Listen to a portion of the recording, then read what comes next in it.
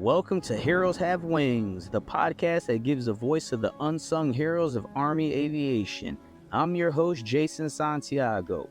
For the Army aviators, crew chiefs, and flight medics who put it all on the line in the heat of battle, this is their opportunity to share untold stories of courage, sacrifice, and unbreakable will. From their beginnings to the battlefield, you hear about their hardships, the moments of doubt, and how they overcame impossible odds to save lives. These warriors didn't just fight for survival, they put others above themselves, embodying the true spirit of heroism and selfless service. Ladies and gentlemen, welcome to Heroes Have Wings.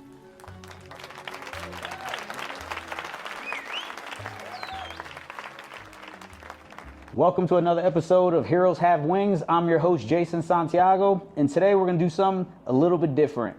I got a few guests with me today. They were past guests on the show, and we're essentially going to do a reunion. We all traveled down to El Paso, Texas, and we're going to talk about our stories, touch base on how life is going after we recorded our episodes, and we're just going to talk about what got us to where we are today, with the Army being in our life, just being civilians now, and then we're going to go from here. The way we're going to start, I'm going to have each guest introduce themselves, where they're living right now, what they're doing, and then we're just going to pick up from there.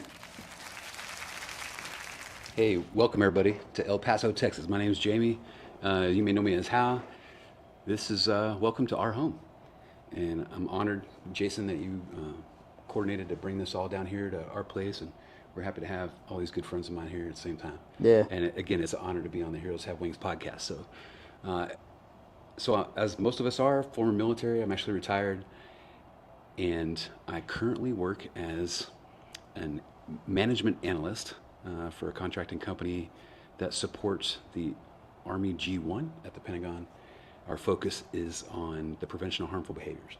Okay. So it's good stuff. I'm still passionate about that, preventing sexual assault, family violence, that kind of stuff. And also the good side of that, NWR, what do we do to help soldiers have quality of life, etc. So. And Jamie, I want to personally thank you and Melissa for opening up your house to us to do this event here. You do have a beautiful home. I already had some of her food, tastes delicious. So I'm very appreciative that you allowed us to do this here in this nice weather here in El Paso. It's my first time being here. And I'll always be grateful for our relationship, our friendship, and all the experiences we had together. So thank you very much for that. Likewise, and it's our great honor and pleasure to have you guys here, and I mean it. So thank you. Yeah. I'll pass you off to Sam. Hey, what's up, everybody? I'm Sam Pemberton. Thanks again to Jamie for having us. Thanks to Jason for setting this up. Obviously, this is a big deal. Feel honored, super honored to be invited for reunion show, season 1 reunion show. So I live in Savannah, Georgia, where I retired out of the Coast Guard after my time in the Army, and I'm a full-time real estate professional, is what I like to say. So that way, it doesn't sound super salesy, you know what I mean? But happy to be here. Excited about where we're gonna go and hear some more stories, because obviously I love listening to the podcast. And just for everybody to know, Sam was the first episode of Heroes Have Wings, and I appreciate you for taking that leap with me. And Sam, I thank you as well for making this trip. You didn't have to, but you did, and you bought into Heroes Have Wings. You supported me. You and Jamie are the first two people I called when I decided to do this, and you guys are on board from day one. So I'm forever grateful for the friendship, and you guys just having my back while we grow this platform and try to continue to put as many stories out there as possible. Yeah, thanks, man. I appreciate it. It means a lot. You got it, man. I'm Sean Jones. Currently live in Nashville, Tennessee. I work, first off, again, thank you for Jamie first for opening your home. Thank you, Jason, for your mentorship, especially in the last few months. And we're going to talk, not to cut you off, but we're going to talk about some big changes you made too, because I'm very proud of you, right? So when we get to that part in the podcast, I want you to make sure you celebrate those wins. I think it's very important for men especially, right? We need to start celebrating our wins. We need to start pouring into each other, and we need to start creating a community where we have each other to lean on. One thing about women, they always have that community behind them. They go through a divorce, a significant life event. They have that family, their friends, those ladies to support them. Men, we usually isolate by ourselves, and we try to handle it on our own. But even with me, the tough times that I've been going through the last 18 months, my pastor would always tell me, hey, Jason, you got to get out there in the community. You got to let people love on you. So that's something I really want to hit on. We always talk about, the mental health aspect, but we as men got to start really leaning on each other and helping each other out. Encouragement and accountability. Correct. Yeah. And I didn't mean to i'cut you off. No, you're good. I currently work for a company building interiors for car companies. I'll go into that, but once again, great to be out here in El Paso. I lived in the area for 6 years, never made it down here, but it's still just as majestic, so to speak. Welcome to Sun City. Pass it off. Let me ask you guys this question. This one's off topic. I know we talked about the things we're going to talk about, but how did you guys feel when I brought this idea up to the group? When I initially brought it up, what was your initial reaction to it? Oh man, I was excited because I love, and you guys know this already, but I love getting everybody together. Yeah. We're family, so Yeah. one of the things we love to do is just roll the RV around the country, visit guys. I know I've seen these two in the last couple months ago. We had lunch with Jason in Nashville, and I'm looking forward to going and hanging out with Sean. Now that he gave me an 8-digit grid to his off the grid location. Yeah. But I was excited, anytime, because it seems like life just gets busy, right? Yeah. Sam and I were talking about this earlier again today. We all get wrapped up in what's going on in our own lives, and any opportunity that's out there to bring, brothers and sisters together again for a little bit, I'm all in on that. How important is that to you? Very important. Not only for my mindset, and it's like a free, Sergeant Major Be Cool pill. I don't have to take them because, I got my brothers here that we spend a lot of time with, going through some crazy Army stuff in garrison and some super crazy Army stuff while deployed. Yeah. And just life. Yeah. I know on my end, one thing I want to add to that is when we leave the Army, we're always looking for that comfort zone, right? The Coast Guard, we're always looking for that comfort zone. And one place I do find that is in the people that I served with. Because you guys, our crazy is normal to us, right? People's crazy is normal to us, and we could relate to that.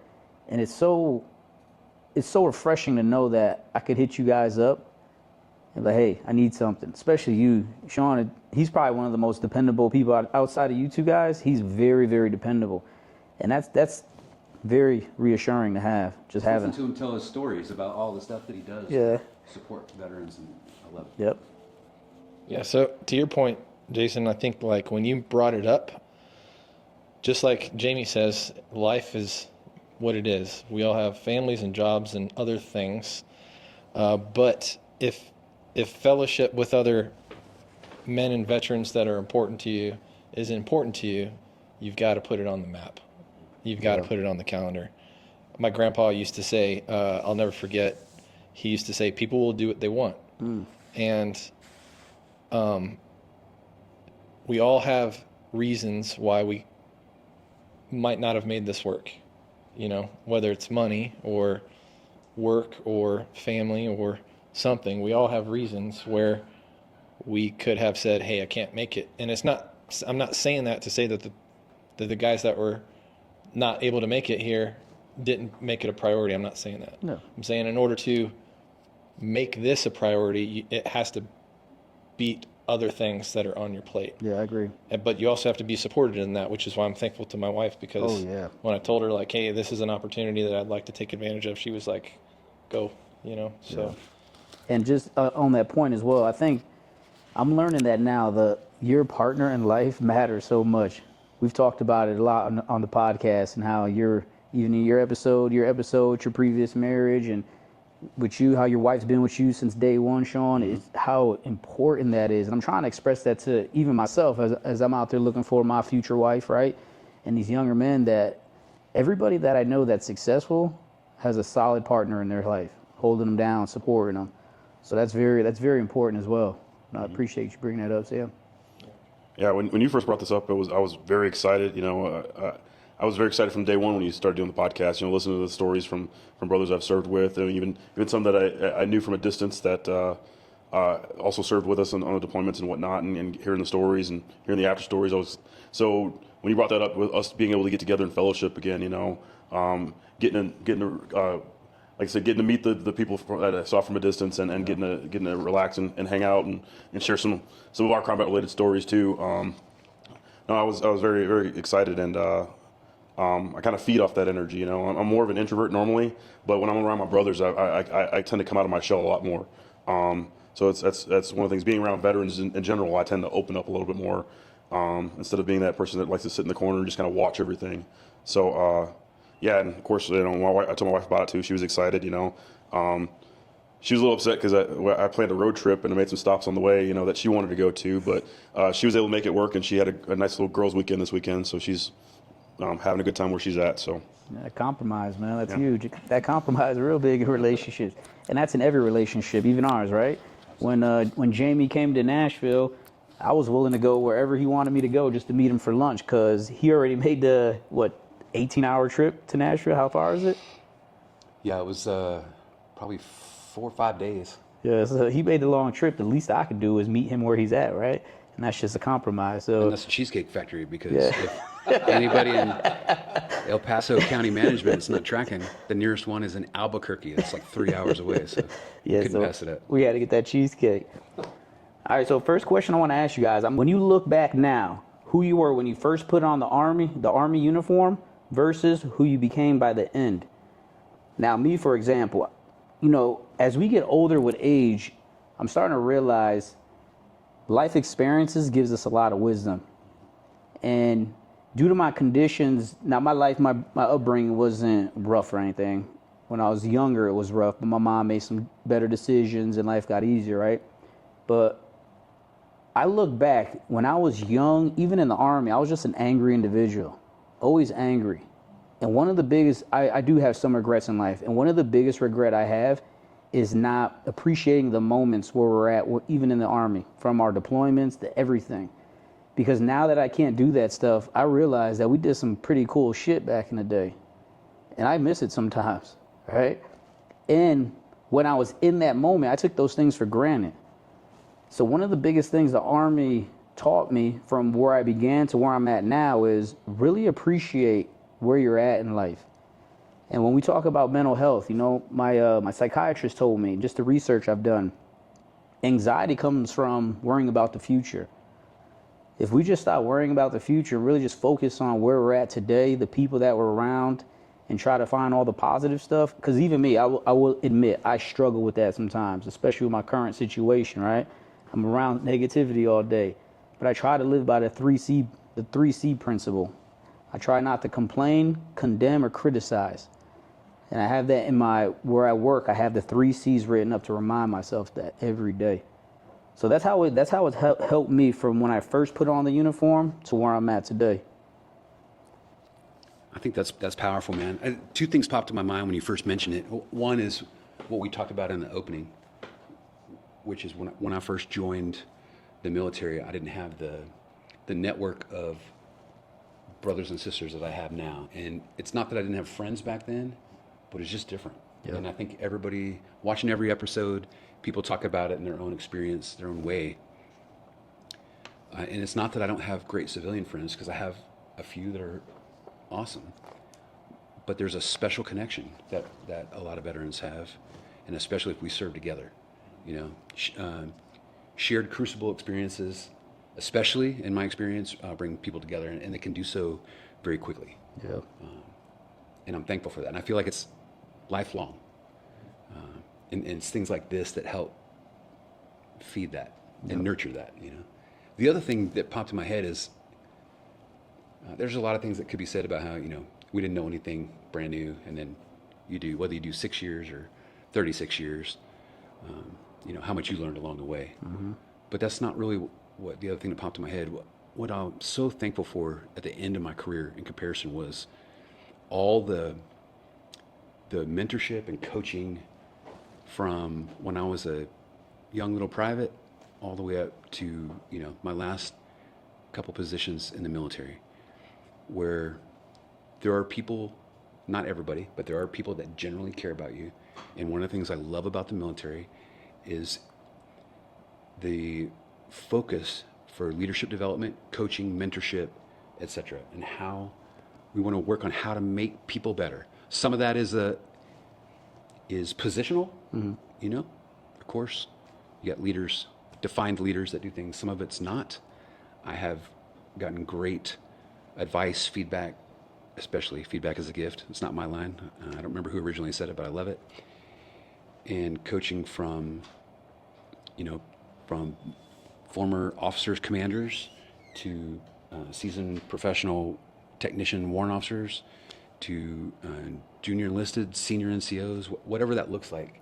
Even, DA civilians and contractors, who many of them served previously. And for whatever reason, even to this day, it's another thing that I love. It continues past the military. Not everybody, because like Sam said, we all have our lives and we go about it. But there are people that you stay in touch with. A lot of them, they help kind of coach you through life. Yeah. Okay. And it might not be that I depend on that, but I value that. Yeah. I'll retouch on a question. Who were you when you first put on the uniform versus who you became by the end? How am I supposed to follow up answers from this guy? It's not fair, man. It's not fair. So one of the things that popped to mind for me was,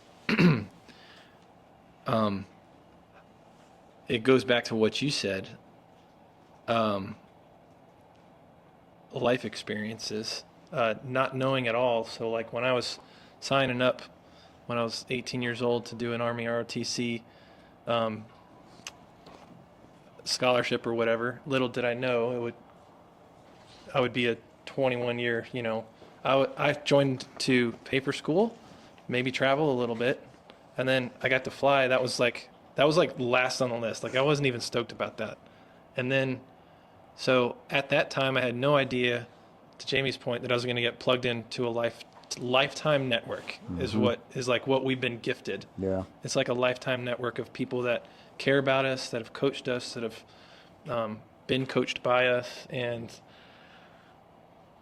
we get to choose to remain connected, and it's not anything that I ever forecasted. So like looking back at why I signed up, getting college paid for was a good thing. And traveling a little bit was a good thing, but it was 2001 when I signed up, before 9/11. And so the landscape of what service looked like was a lot different after I was in than when I initially signed up. Not that I was initially scared or anything of war, but it wasn't what I had initially signed up for. So that's what I would probably end up saying was the biggest difference between day one and day 21, year 21. Okay. I just kind of touch on what Sam said. I'd always wanted to serve in the military. I grew up close to a Navy base, and I did Navy Junior ROTC. So I had that little, and also Boy Scouts here and there. So I always had the love for my country. But when I enlisted, I was a little older. I was 25. I just got laid off from a job. And I was trying to reinvent myself, so to speak. And the Army was the ultimate reinvention for me. I'm looking to go to college, learn a skill. I learned many skills while I was in the Army, leadership development, not just working on helicopters, but leadership development, and just learning how to trust and depend on my brothers here, like always. Like they said, we got a lifetime network. It just doesn't go away. It truly is a band of brothers, no matter what, and no matter where you go, you run into another veteran. You can be complete strangers, but it's like once you find out that you've served, it's like that wall comes down, and you're sharing life stories about different experiences, and that really touches the soul too.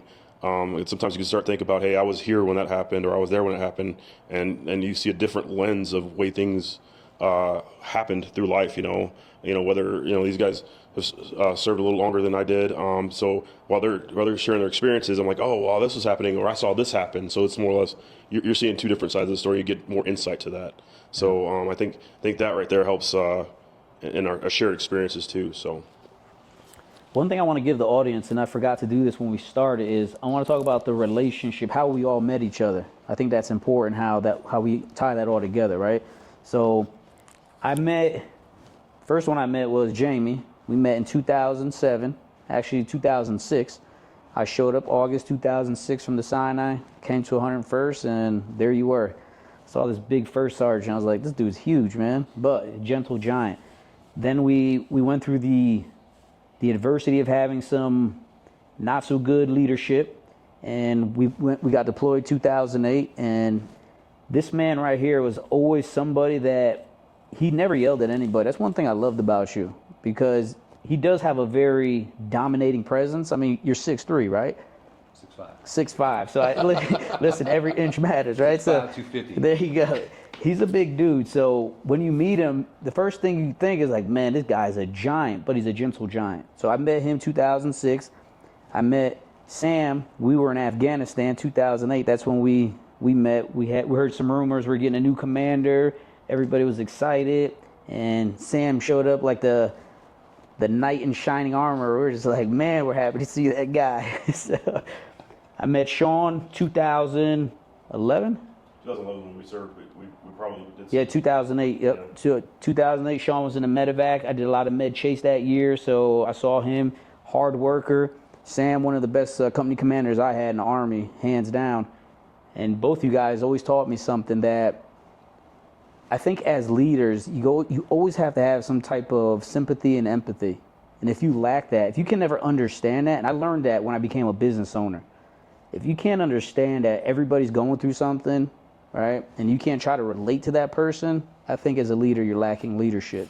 And we see that all the time nowadays, right? But that's how I met all these guys. And once again, once I met all these guys, they became pivotal points in my life, and they continue to be.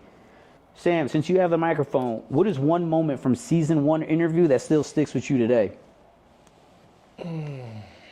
The one moment being the first. I'm just kidding. No, that's important, man. Being episode 1, I didn't know what to expect. Yeah. When you called me up and asked if I would do it, and I'm like, heck yeah, I'm going to do it. I just need to know what to do. I'd obviously watched plenty of podcasts. I understand the question and answer session. But you were way more polished than I had anticipated in my responses. Now, I tried to make up for that, obviously, as we were going through the podcast. But there was one of the questions that you asked that I think you ask everybody, and it was like, what's one of the things you would tell what's one of the pieces of advice you would give your younger self? And my answer at the time was to do hard things. I remember and that. then when I look back at that answer, it wasn't probably as eloquent as I thought it needed to be, but what it ultimately came down to is my experiences throughout life. Some of them were easier than others, and some of the things that would have been harder to do, I avoided. And in retrospect, I think the things that made me better as a husband, father, soldier, pilot were the hard things that I didn't avoid. So that response is like one that I wish I'd have said like I just did now. Yeah. But it was a great podcast, man. I really enjoyed it. Oh, I loved it. And that response made me wake up to realize that there are some things in the Army that I avoided. I mean, I did a lot of hard stuff as well, but maybe I should have done just a little more harder things, right? And I want to remind you, by the way, the things we've done, not everybody's doing these things. We think they are because that's what we're surrounded by every day, right? But once we remove ourselves from that element, we are truly 1%. And think about how our mind works, right? We're already doing hard things, and we're saying we need to do harder things. Yeah. So it's kind of crazy, even when I look back at it. So that's powerful. Jamie, what has changed in your life since your episode? So first of all, you could have done more hard things. It would have been if you would come to PT with me every morning. Daggone warrant officers, yeah, I know. It's funny. Let me say something. I was telling some civilians, actually it was 2 weeks ago, I was telling them, I said, because there's this young gentleman, he's about to join the Marines, and he's always heckling me, and I told him, I said, hey, listen, you're not even a Marine yet, so you can't even talk to me like that yet, all right? Until you get out of boot camp, maybe, but you still got a long way to go before you and I can have that tough conversation. But what I was telling them was, the young lieutenants would always show up looking for the warrant officers, and I would always show up to work like, hey, listen, you don't worry about where the warrant officers are. As long as we're doing our job every day, that's all you need to worry about. But that was a funny thing. I remember you always getting honest about that. Hey, we need you guys to come to PT. Sure thing, Todd, we'll be there. I'm just teasing, man. If you don't know aviation, a lot of those guys are flying at night. Yeah. So they're obviously not going to be at the normal PT regime. Well, I'll have to remember to go back and tell you sometime about the day I took all the warrant officers to the air assault obstacle course. By all, I mean the 5 that showed up. But it was awesome. I was going to say, I don't remember that. Hey, I'm going to need you to repeat the question. Sorry. No, you're good. What has changed in your life since your episode aired? Oh, wow. So lots of things. We just, a couple weeks ago. What episode were you, by the way? I was episode 2. There you go. I had the great privilege of following the Samuel Pemberton, real estate agent in Savannah, Georgia. And, that's a plug, by the way. It was tough. It was tough. If you don't know, he's pretty much the #1 agent. And Yeah. You should contact him if you're going to or leaving the Savannah area. But I was episode 2. I love it. I had a great time, although we were probably on there for like 3 hours. I appreciate all your painful editing that you had to go through to cut that down. But I enjoyed it. What's changed in my life since then? Yeah. So lots of little things. I've had most of it is family related, and I love it. So just recently, a couple weeks ago, my wife's youngest son, he's an executive chef at one of the local restaurants down here, got married to the love of his life. Nice. They've been together for almost 7 years, and now they're sworn to each other for life. And man, we had a great wedding, huge Mexican wedding. There was like 200 people there downtown, and it went till after midnight. It was crazy, but it was super fun, and I'm very honored to have gained a daughter, and she's a sweetheart. Yeah. And a whole nother, like for real, humongous family, and they're fantastic. Good. And it's just an example of things that, as we get older and look back in life, related to what you guys mentioned a little bit ago. What we say is important to us, those are the things we should focus on. Oh, yeah. Our time and energy. And of course, family is part of that. And not only the wedding itself, but being able to fly a lot of our friends and relatives in for the wedding. My mom got to see her grandchildren for the first time in a few years, and for the first time ever got to meet her great-grandchildren, and just to watch her hold the baby and all that kind of stuff, like, melted my old crusty heart. It was good. So we're going to shift gears right now. We're going to talk about our origin and identity and some of the things that we experienced as children in our childhood that got us ready for the things that we didn't know at the time that we were going to encounter. Because I don't know about you guys, I never thought I'd have done 3 combat deployments, spent 15 plus years in the Army. That wasn't even on my radar as a little child, because I grew up in Connecticut, right? Connecticut, you really don't talk about the military that much, but I think God has a plan for all of us, and that was just the way he wanted it to happen. I'm glad it happened, because it made me the man I am today. But for Jones, and I may want each of you guys to answer this question, because this is an important question, I think, for everybody up here today. What part of your childhood prepared you most for combat, even if you didn't know it at the time? I would say resilience. My parents, growing up, they were like oil and water.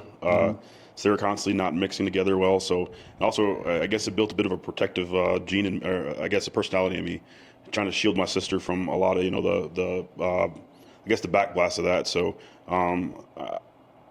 it kind of put me in that position as a crew chief. I'm always watching out for everybody. Even when we're out and about, I'm always kind of looking. I definitely live the "I got your six" mentality with everybody I'm with. I may be the last one walking behind everybody, but that's because I'm just making sure we got all our ducks in a row, and that there's no potential threats. I'm kind of looking behind us.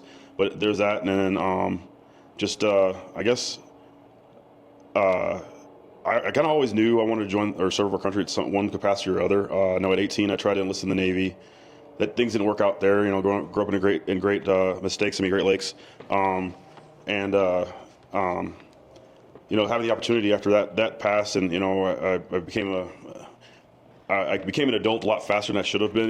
Getting married at a young age, having a son 2 years later, trying to become that role model. And then when the opportunity came, to join the Army, I think some of that life experience in the time before I enlisted kind of helped me a little bit too. Knowing what I left to join the Army, knowing that, hey, this is me reinventing myself, becoming a better person, and watching the like the old self fall away through the whole basic training portion, Yeah. So it kind of, I guess the mental toughness was there from the get-go, just being able to, hey, we're doing this, okay, let's do it, kind of a little nervous about some of the things, during basic training, but hey, we got this, and just kind of taking that with me every step of the way. Yeah. Sam, what about you? So I say, growing up, there's two things that I think of. One is team sports, just getting beat down and getting pushed to your limit and trying to make a team or make a play or something like that.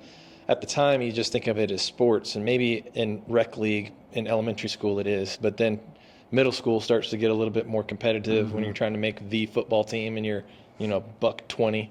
And soccer and football helped going through some crucibles on spring sports and stuff like that was one aspect. The other aspect is, as a military brat, the resiliency that you build as a military brat going from place to place.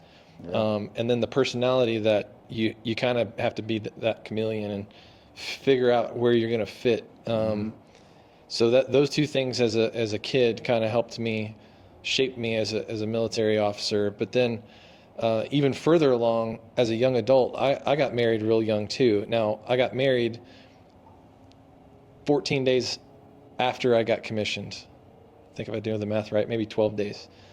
We got married and we had Peyton really young while we were in flight school. And that made me grow up real quick, just like Jonesy said. It was like it separated me from it. It made me prioritize and like, hey, now I'm the provider for the family. I got to make sure that I got more people than just myself. And then most of my peers, not all of them, most of them were single, fresh out of ROTC or the academy, and it was like flight school is almost like a a party to them because they were just they didn't have the family responsibility, which I was happy to have because that's what I always wanted to be a dad and I always wanted to be a husband. So those are the things that I would say. And both you and Jones are still married to the same woman, right? Yeah.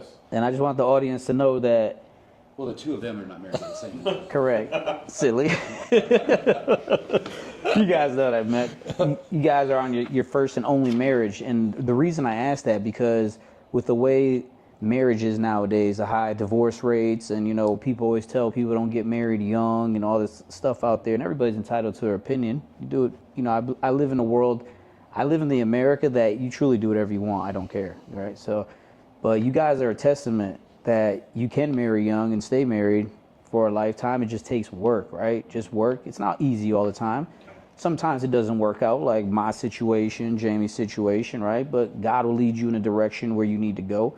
And you guys got it on the first time, which is great. That question for you, Jamie. What part of your childhood prepared you most for war, even if you didn't know it at the time?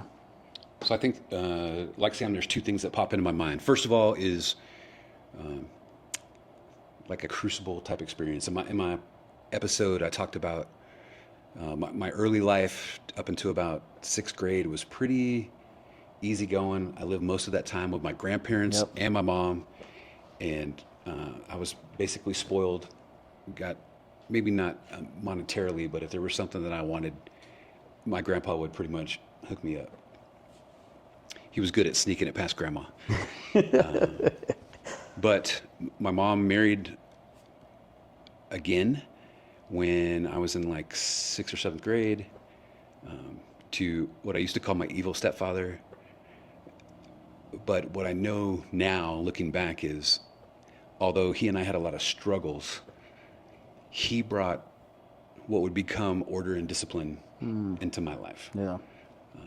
Unfortunately, it just came in a very painful, mentally, emotionally, and sometimes physically manner. Yeah.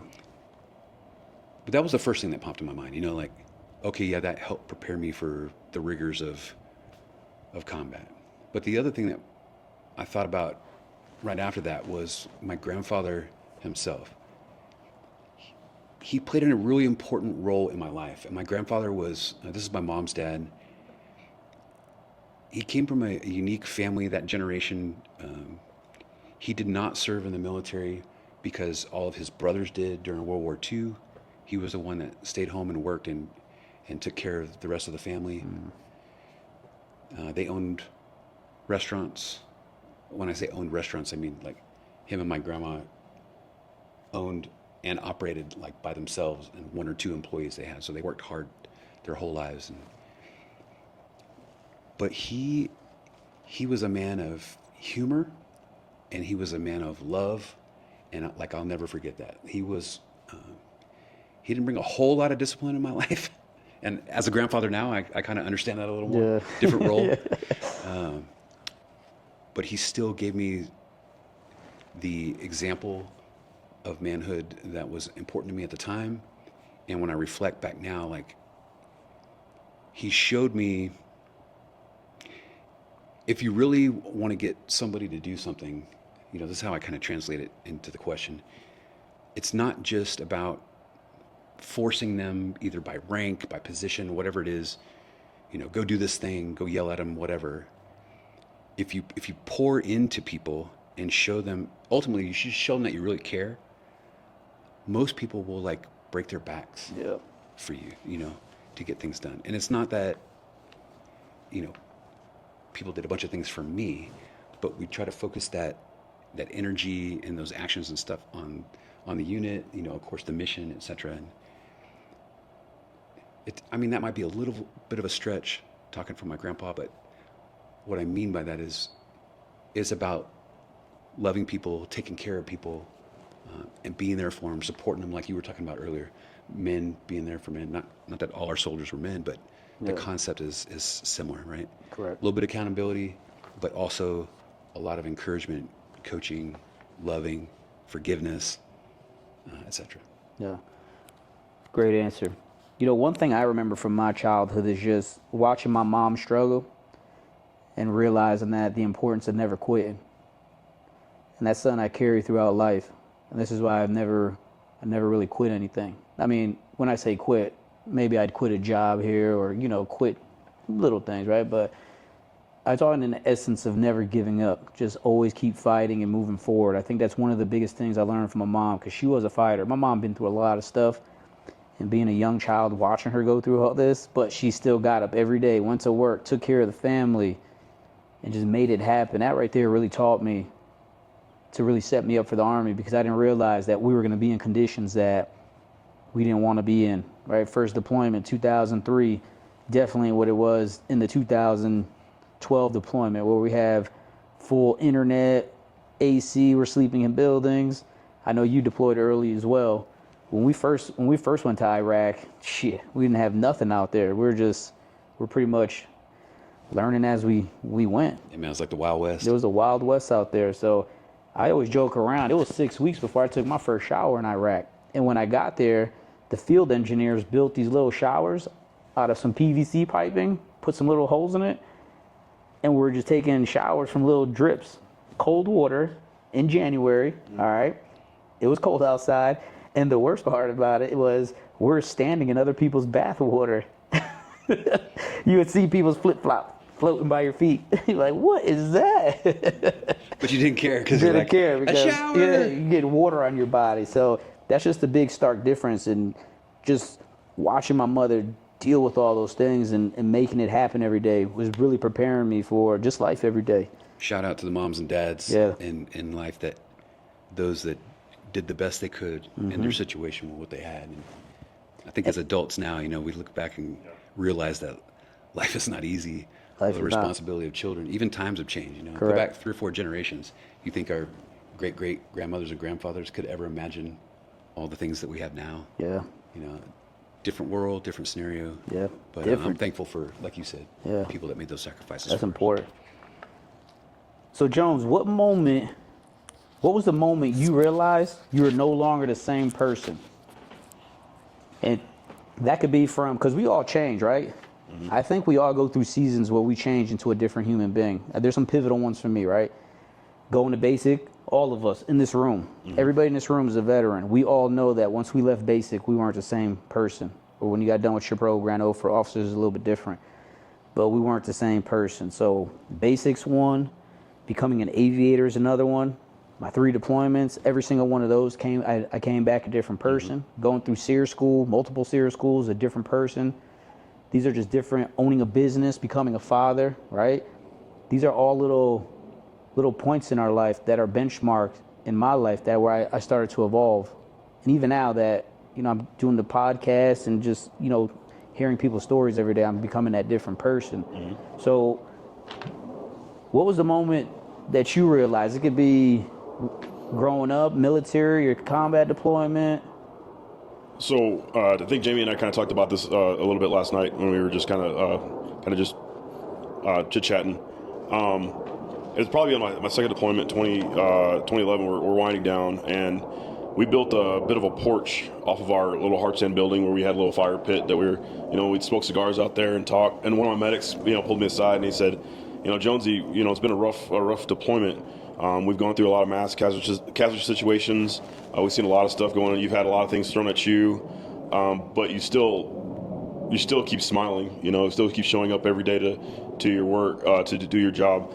I think that was more of where the definition of never quit, like you said, it had really been seared into my soul, I guess, not necessarily my brain, but my soul. Because yes, when we're deployed, deployments are different from when you guys were in by that point. But just still seeing what was going on out there, picking up patients and dealing with casualties or helping all our brothers on the ground, seeing the firefights that are out there, kind of like saying that prayer in your head while we're all like doing battle checks on each other. Okay, it's a hot LZ, we're gonna have to go in, and you're getting ready. I'm not saying a prayer because I'm asking God for like, should I do this? I'm asking him. I'm basically asking him to look out for us. I'm not necessarily asking his permission. Should we go in there and go? But hey, no matter what I do, just make sure that it's your will. As far as my faith goes. So more or less, like I said, the never quit and depend more on my faith. I don't practice it outwardly all the time, but it's always there, ever present. So that's kind of where it goes. That faith and that never quit kind of interweaving with each other. Like I said, my medic just asked me what's been keeping me going, and just kind of look back and I'm like, wow, this a couple years ago I probably would have just given up. Yeah. So. How important is it to you to keep that positive mindset when you're going through austere conditions or dealing with high stress situations? It is. I'm sorry. Can you repeat that? I apologize. How important is it to keep a positive mindset, like you said, when you're dealing with those things? Because it just keeps you going. If you start thinking about the negativity of things, you start beating yourself down. Inwardly. You get let those negative thoughts intrude your mind. And next thing you know, you're just it's kind of hard. It's kind of like all this weight to like try to pick yourself up and carry on, We have a lot of weight and stress that we carry to begin with. So why do we need to dwell on that all the time? Let's look forward, You and I kind of experienced this in the last couple of weeks. We did a nice little event and there were times where okay, I'm tired, but I kept looking at that finish line, let's go, let's get this done. Yeah, and just for everybody to know, Sean and I, and it was about 9 other guys. I think total is eight guys, so 6 others. 6 other guys. We did a 10K Spartan run. Now I want to give a shout out. This is something I'm just gonna say now. Sean lost over 70 pounds since the first episode, right? Yes. So huge shout out to him. That's awesome.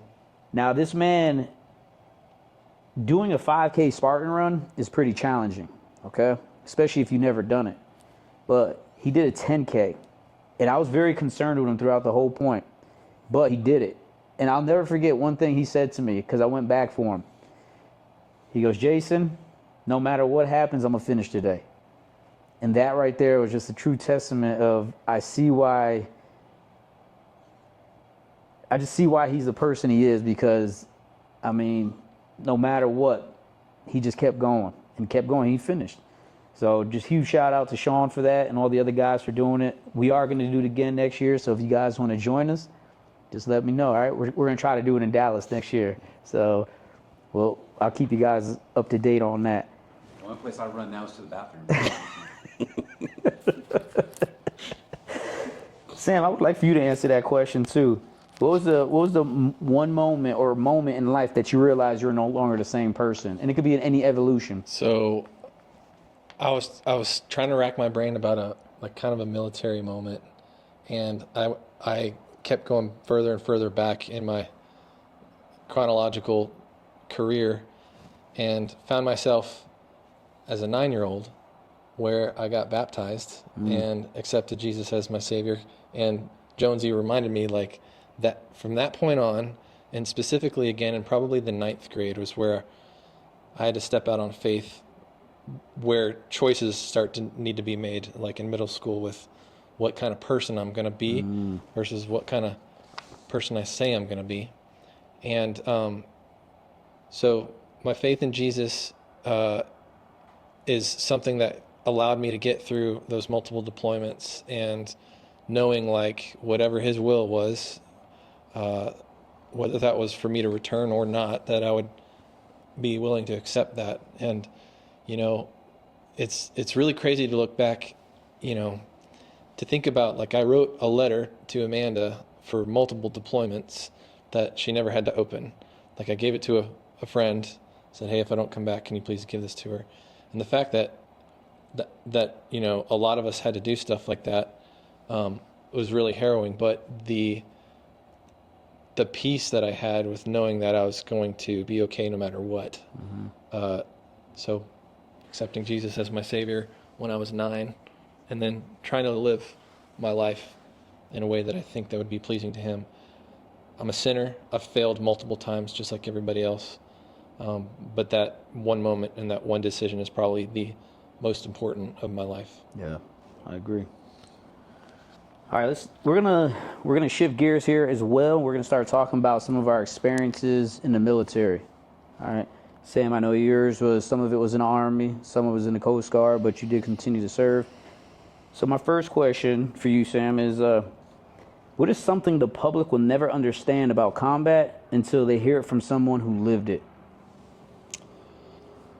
That's tough because we've all been through it. So it's hard to be. So when I try to put myself in somebody else's shoes, I try to think of what their perspective looks like. And a lot of what combat, I think, is kind of, a lot of it's glorified probably in the movies, and a lot of it looks cleaner than what it actually is. Correct. And then there's a whole nother level of trauma that, you know, we're all still processing to this day. And, you know, I think some people may acknowledge that there's an epidemic going on amongst veterans with the massive amounts of suicides that are going on, but they don't necessarily understand why, or they don't, you know, and I'm not saying I understand why, but I understand the thought process based on the trauma that I've seen, and what somebody's struggles are they're going through may not be physical. Yeah. It may be emotional and mental. And so to try to explain that to somebody is extremely difficult, especially when you're going through it yourself. Because I have a lot of friends that are adjacent to the military and that have a lot of military friends, and so therefore they know the terms PCS, and they know that the families have to move, and they understand the service member has obligations to leave, but they don't understand the struggles that the family goes through with constant deployments. Like, Yeah. you know, like divorce is high amongst the military for a specific reason, that the military asks for multiple sacrifices of the family. Correct. And it's a lot of people don't realize that. They might see it from afar and think, oh, I can probably handle that, and then they've never had 3 kids under the age of 6 for a year by themselves without their spouse. You know, It's a tough life. Yeah. Military life is, especially on the families, because we as a soldier, right? We're just going to go do our mission. And one thing the Army is good at, I would say the military. I'm gonna speak on the Army. You probably can speak on the Coast Guard. The Army is good at setting up our families, making sure they're taken care of, and making sure, you know, if anything happens to us, they'll be good, they'll be set. But I think we as soldiers, we even do it blindly, right? We're gonna go on these deployments or TDY. We know that we're leaving our spouses, but we don't really realize how much work that is until we're put in that position, right? Until we're the single dads now raising the 3 daughters or the kids by themselves, and we have to do everything and juggle everything. So I think that's one thing I know I took for granted back in the day, that now that I raised my 6-year-old, I'm like, man, it is a lot of work. And it's something that we all need to be mindful of. But Jamie, with you having as much time as you had in the Army, I would like for you to answer that question as well. What is something the public will never understand about combat until they hear it from someone who lived it? So my first thought was very similar to what Sam said. And then I remember, even being as a young guy, when I transitioned from the infantry into aviation, even my first couple of years, I used to say dumb stuff like, when I salute an officer, I'd say "pray for war, sir," or something like that, because that was through movies and things like it didn't have experience in it. It had been glorified to me, growing up watching some of the Vietnam movies, and I wanted to be a part of that. After training for 10 years, and I'd not been exposed to a combat situation, I knew I was making the military career.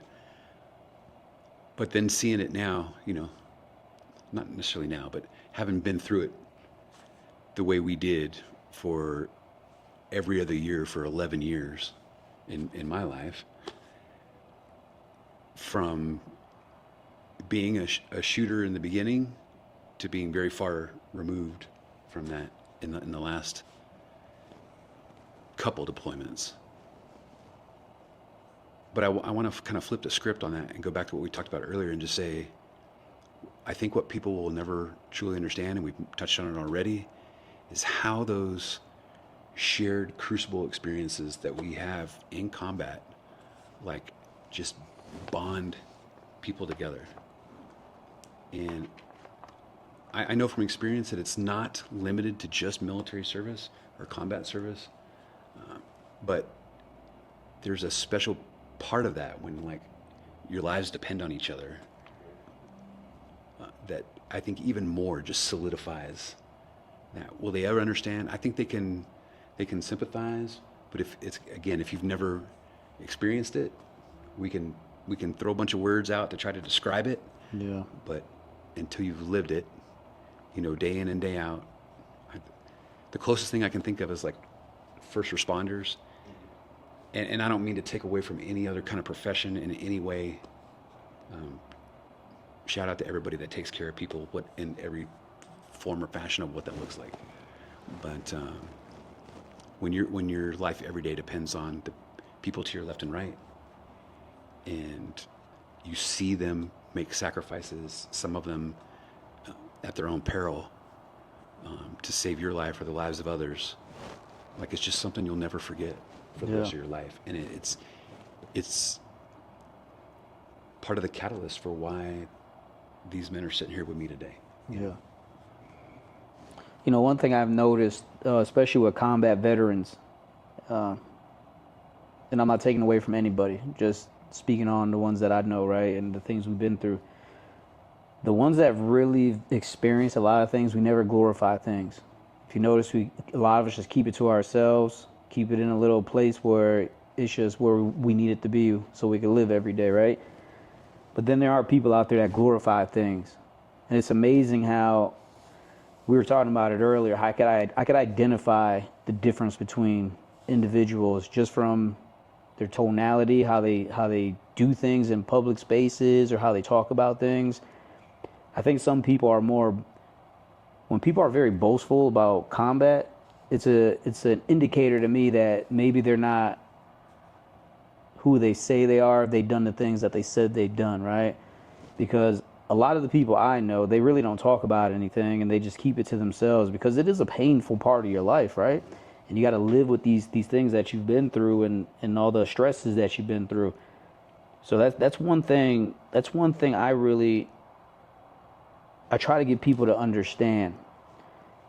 That the veterans that really been through something and had people pass away or had to go get people out of bad situations, those guys and gals, when I say guys, that's all encompassing, just for everybody to know.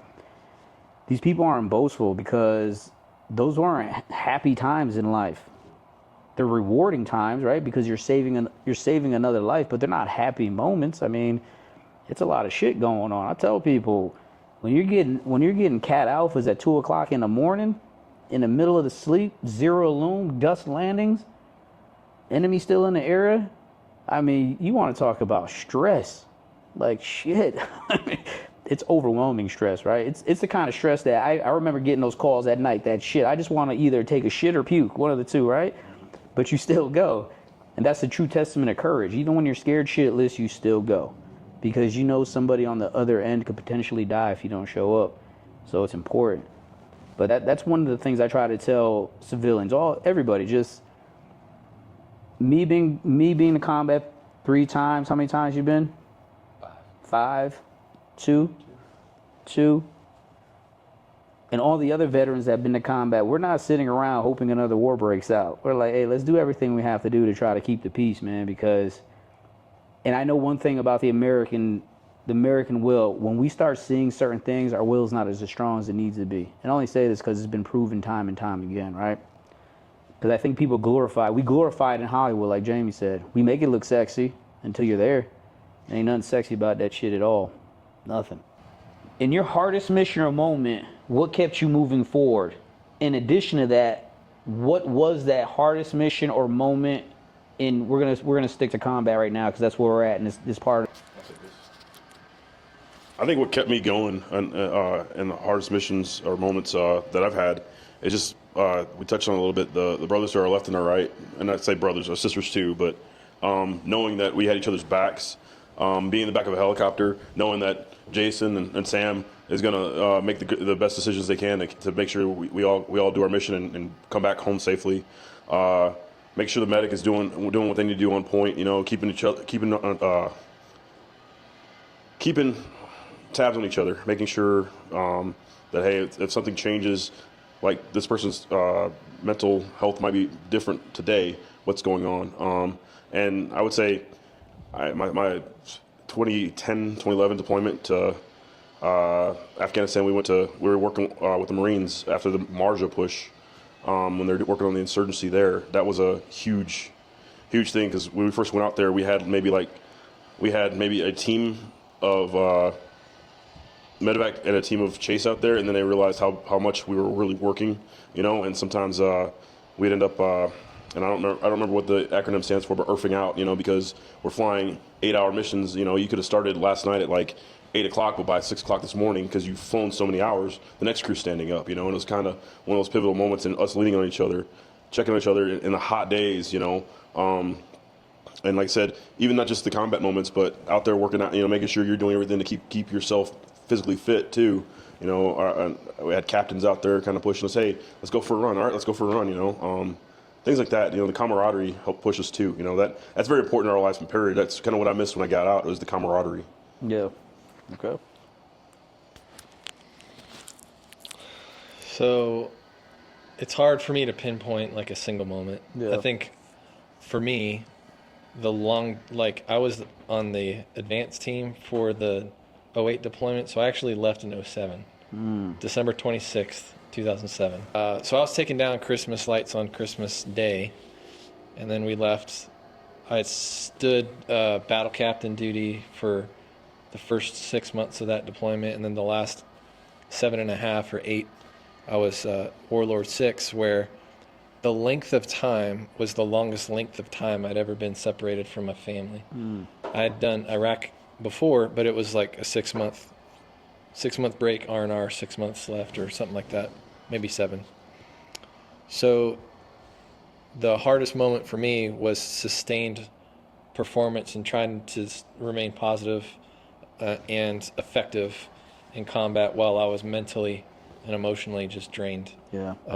Without having that juice. Now, I went to R&R in October of 08 and came back, and we had a lot of kinetic activity still, you know, helicopters getting shot down and it not making the news because there wasn't any casualties and stuff like that.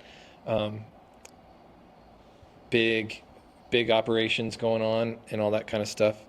But it took a lot of perseverance just like Jonesy said, leaning on, you know, Jamie and you and all the people in the company to help me to continue to press forward and do what we needed to do, because back to that resiliency and back to the doing a job that we were kind of built for. Yeah. You know, 5 combat deployments is like no matter how many times you do it, it doesn't mean it gets easier, but you have an endurance, on the multiples where if somebody's on the first one and you can see them start to crumble, you can kind of help pick them up a little bit.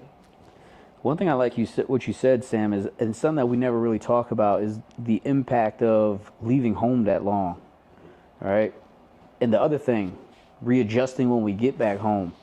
Because you got to remember, I'm not sure for the audience if you guys realize this, when we come back from a deployment, we're essentially a stranger in our own house. And then we got to go from being in a combat zone all day, because I know from my experiences, not so much in 08, but I know 11, 12, every morning, 7 o'clock, we're getting woken up by the mortar rounds. They're coming. You just got used to it, right? And that becomes your norm. Once again, our craziness is our norm. And when you get home, you got to it really takes time to unwind and adjust. Now you got your family. There's that stress of being away from your family. Now you think you got to start changing things. That's one of the things I learned after the 2008 deployment. When we got back, I realized that I was a stranger in my house, and I just my wife at the time, I just need to let her run the things. I'm a visitor right now until I reestablish my relationship with her and the kids, and build my presence back in the house. The sad thing though is, like Jamie said, usually by the time you get that back to normal, we got to go again. So it's that vicious cycle. That's something we normally don't talk about a lot, but that's just another wound or a part of being deployed a lot, right? You're being away from home. Your relationship is lacking. Your relationship with your children is lacking. Now you're a stranger in your own house. Now you got to decompress, have to figure out how to live some type of normal life back in the civilian world. Well, back in the States, now that we're out of combat zone. So there is a lot going on. Not only the pressures of the things that we're dealing with in combat, but now we have to do all these adjustments when we get back too. Plus, look at the capability that technology gives us nowadays. So the same technology that allows us to deploy anywhere in the world in 18 hours with serious firepower and etc. also enables you to be, running and gunning into God Valley one day and sitting in line at Walmart the next day. Literally, correct. And sometimes for some people, that's a hard transition. Yeah. And I know, we had a lot of leaders at many levels that tried to implement things. We'd have to go into work for, a week or so and go through some different classes and requirements. And I'm sure that was helpful at some level, probably hurtful at some level, but all well-intentioned, and I appreciate their intention. But I'd love to see the analytical data behind all that. It's just crazy. I mean, I think about, I think about like infantry guys or SF guys or, whoever it is, it doesn't matter, but, kinetic constantly. And then 24, 36 hours later, they're at home. Yeah. That's crazy. And the mental and emotional gymnastics that's going in your head, That's a hard switch. That's a hard switch to flip, man. You wake up to screaming, but this time, instead of your battle buddy bleeding from the chest, it's your 5-year-old that's running down the hallway or something, So, I don't know, Jason, you're probably familiar with this, and I don't know if it became national news, but like the explosion that day happened out towards my way, the AES. Yeah. So, my wife, she was still awake when it happened, and she came and checked on me. Apparently I sat up and then just kind of looked around and laid back down. It goes back to once you're in like combat for so long, after dealing with mortar rounds all the time, you're just kind of like, okay, I've been in there 6 months. If it's going to hit me, it's going to hit me. You kind of look up. Is everybody still asleep? Okay. So I don't remember that, but I know she kind of said, hey, this is what, so kind of went into that. I know it's been, 14 years since I left the combat zone, but still, I guess it's still ingrained into the back of my head somewhere. It shook the house. I know it was only 25 miles away, but still, it was like a huge impact. And so just. I forgot how close that was to you. Yeah. So yeah, it was I don't remember it happening, but I know my wife said, just kind of. So I think, like I said, it's still like ingrained in me in a little bit. That like explosive factor that blew in Tennessee like a week ago. Yeah. Yeah. So, but yeah, to your point too, you're talking about the changes. You know, I remember coming back from Afghanistan, and we started talking about things that happened last year, and my wife was sitting there like, "You mean 2 years ago? Because you've been gone for the last year." You know, like, because you're like in your mind being home, you're kind of like thinking, like time has stopped, right? Yeah. Where it really hasn't. Life's gone on without you, right? So you have to like kind of catch up with what happened while you're gone. You know, and on top of that, to Sam's point, that was a hard. That first one was a hard deployment because we're picking out leave time, and we thought from the get go we were going to be there 15 months, and so I planned my leave for like in the middle of the deployment, and here it is October. And I'm literally climbing walls, like ready to go home and see my family. Like I enjoy the mission, don't get me wrong, but I really miss my family. Yeah. And I know my wife and son miss me too. So it was hard, challenging, and then to come back and find out, oh yeah, we're packing up stuff. Why we're packing up stuff? Because we're going home in 2 months. And it's like, okay, that's awesome. I'm glad, but at the same time, I went through I waited 9 months to go home, and I'm gonna go see my family here again in like another 2. So. Yeah, it's crazy about when we sit back and think about how many birthdays we miss, anniversaries, holidays. And I remember times coming back from deployments, my children even look the same. I literally feel like a stranger in my own house. Yeah. I know we all can relate to that. You yearn to come back to your castle, and when you get there, you don't even feel comfortable in your own house. That's a lot to deal with now that I think about it, but I remember that feeling as well. Yeah. I was going to say 2 things that popped in my head when you asked the question. So the first one was, I'm trying to think of what the hard time was, you know? And I was thinking like in the Iraq invasion, out in the Wild West, you know, like we're doing the ground assault convoy, you know, through the middle of the desert. Like half the time there wasn't even roads. And we're at, you know, aviation support package. I was in Delta Company at the time as the PC and CO. And we got Hemmets with Hemmet trailers stacked with ISU-90s full of aircraft parts and main rotor blade in cans stacked on top of them, and a little bit of small arms fire, not anything too crazy, but you know, we're bypassing Iraqi vehicles that are on fire. Every once in a while we pass a third ID vehicle from the Thunder Run that's like flipped over and on fire or something, and for someone, that was my second deployment, but my first real combat deployment. The other one was in the Balkans, and by the time I got there, like we were having Baskin Robbins at lunch, you know. But when I think through this excitement, but also the stress of that, like what kept me going was what we talked about earlier with my responsibility to the people on my left and right, you know, regardless of how hard that may look like. 72 days straight in MOP 2, you know, like you're talking about with the shower thing the other day. I'll never forget the day we got to take them off and burn our chem suits, much to the chagrin of CIF, like 3 years later. But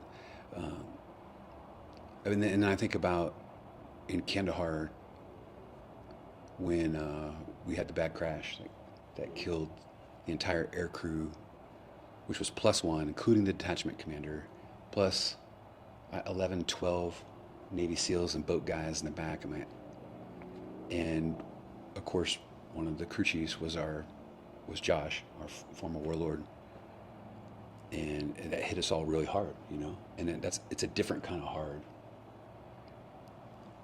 So I was thinking about like what makes us push past that, because you know, we go to the memorial ceremony, we go to the ramp ceremony with our brothers and sisters that we love now sitting in flag-draped coffins in the back of a C-17, and then tonight or tomorrow we got to go do the same thing, you know. And I'll never forget, I think I talked about this in my episode, but it was really impactful to me on one of the deployments, and I think it was Kandahar, because it was Strike, the 2nd Brigade of the 101st. Like they were clearing the entire Kandahar province, the surge in Kandahar in 2010, I believe it was. And I know you guys know, because you're flying medevac like crazy, those guys were taking a lot of casualties, you know, our guys from Strike Brigade, the 101st. And I knew from experience, you know, and I tried to implement that. By then, you know, I'm in Delta Company. I'm a Delta Company First Sergeant. I got like 280 people from, some are organic, summer attachments from the Hawaii National Guard. I had attachments from Germany. I had some people from 96th, our Aviation Support Battalion had given us a chunk of people. And one of the things that I tried really hard to do, having spent most of my career in the maintenance side, but just coming out of a flight company as a first sergeant, was try to help everybody feel that their role was important, you know, whether they're a mechanic or a shops guy or tech supply or unit supply or whatever that looks like, you know. I tried to be at every shift change to just talk to people, because we're working 24/7, 365. Mm-hmm. Most of those guys are working 2 weeks straight without a day off. And I know, you know, if a Vietnam vet watches this, he'd probably laugh for me saying that, but like, it's perspective, you know. Yeah. But they're working long, you know, long, hard, tired, hungry, all those things that we are, in different ways. And I'm just trying to think of ways to keep them motivated from a refrigerator full of popsicles that I can make rounds with on the hot days, you know, and pass them out to, I remember that, to Joe and Janie, to trying to give a speech, you know, every couple weeks or whatever at shift change, and let them know that an Apache is an awesome piece of equipment, but without fuel or without parts or without, you know, whatever, it's just going to sit there on the ramp. Mm-hmm. And I saw all of that come together when we redeployed from Kandahar, which was my 5th deployment in a row, and I was whipped, you know. But when the brigade commander from Stripe came to our battalion headquarters, and he brought one of the black hearts, if you remember, 2nd Brigade had the black hearts on the side of their helmet, which is reflected back to World War II. And he brought this big, it's like cut out of plate steel, and they put it on a stand in our headquarters, and it was written on like a yellow paint marker or something. And I don't remember the exact words, but it was something like, we knew that no matter what, that you guys would be there, and you were, you know, whether it was, I'm adding words to it, but it was whether it was medevac to come get our guys that were wounded, whether it was air support, that being, you know, aerial gunnery type stuff, or transport, bringing resupplies, you know, whatever that was. They're like, we knew when we were going into it to go face these thousands of fighters, you know, that you guys would be there no matter what. And that was a testament. Mm-hmm. And I like wanted to drag every one of my soldiers up to the headquarters and look at that and be like, every hour, every 100-hour week that you worked, you know, blood, sweat, and tears, hungry, cold, whatever it was, missing your family, which sucks. I know I've done it too. You know, we all made it through that together. The whole reason of that was because of this right here and what it means. Yeah. And that's what I would convey to people. That's what kept them going. That's what kept me going, and what motivated me to try to inspire our guys to keep going. Because people were dependent on us. The guys on the ground are depending on us. Yep. It's like, the best way I could describe this was, and I'm talking from a medevac standpoint, because we were gonna come. I mean, you guys knew it, Jones knew it. We're gonna push it as far as we possibly can. I mean, conditions, even with you in the Coast Guard, going out there saving people's lives in bad weather. I think that level of comfort and peace of mind that we provide people, especially in a battlefield or somebody stranded out in the ocean, that as long as I make that call, somebody's coming. They're gonna come. And the moment we don't come, if anybody, for people that haven't been in combat, morale is probably one of the most important things in combat. Some of the things that boost morale, getting mail, good food, right? Making sure we can work out somewhere. But that sense of knowing that when you call that 9 line, somebody's coming. Oh, sure. All right?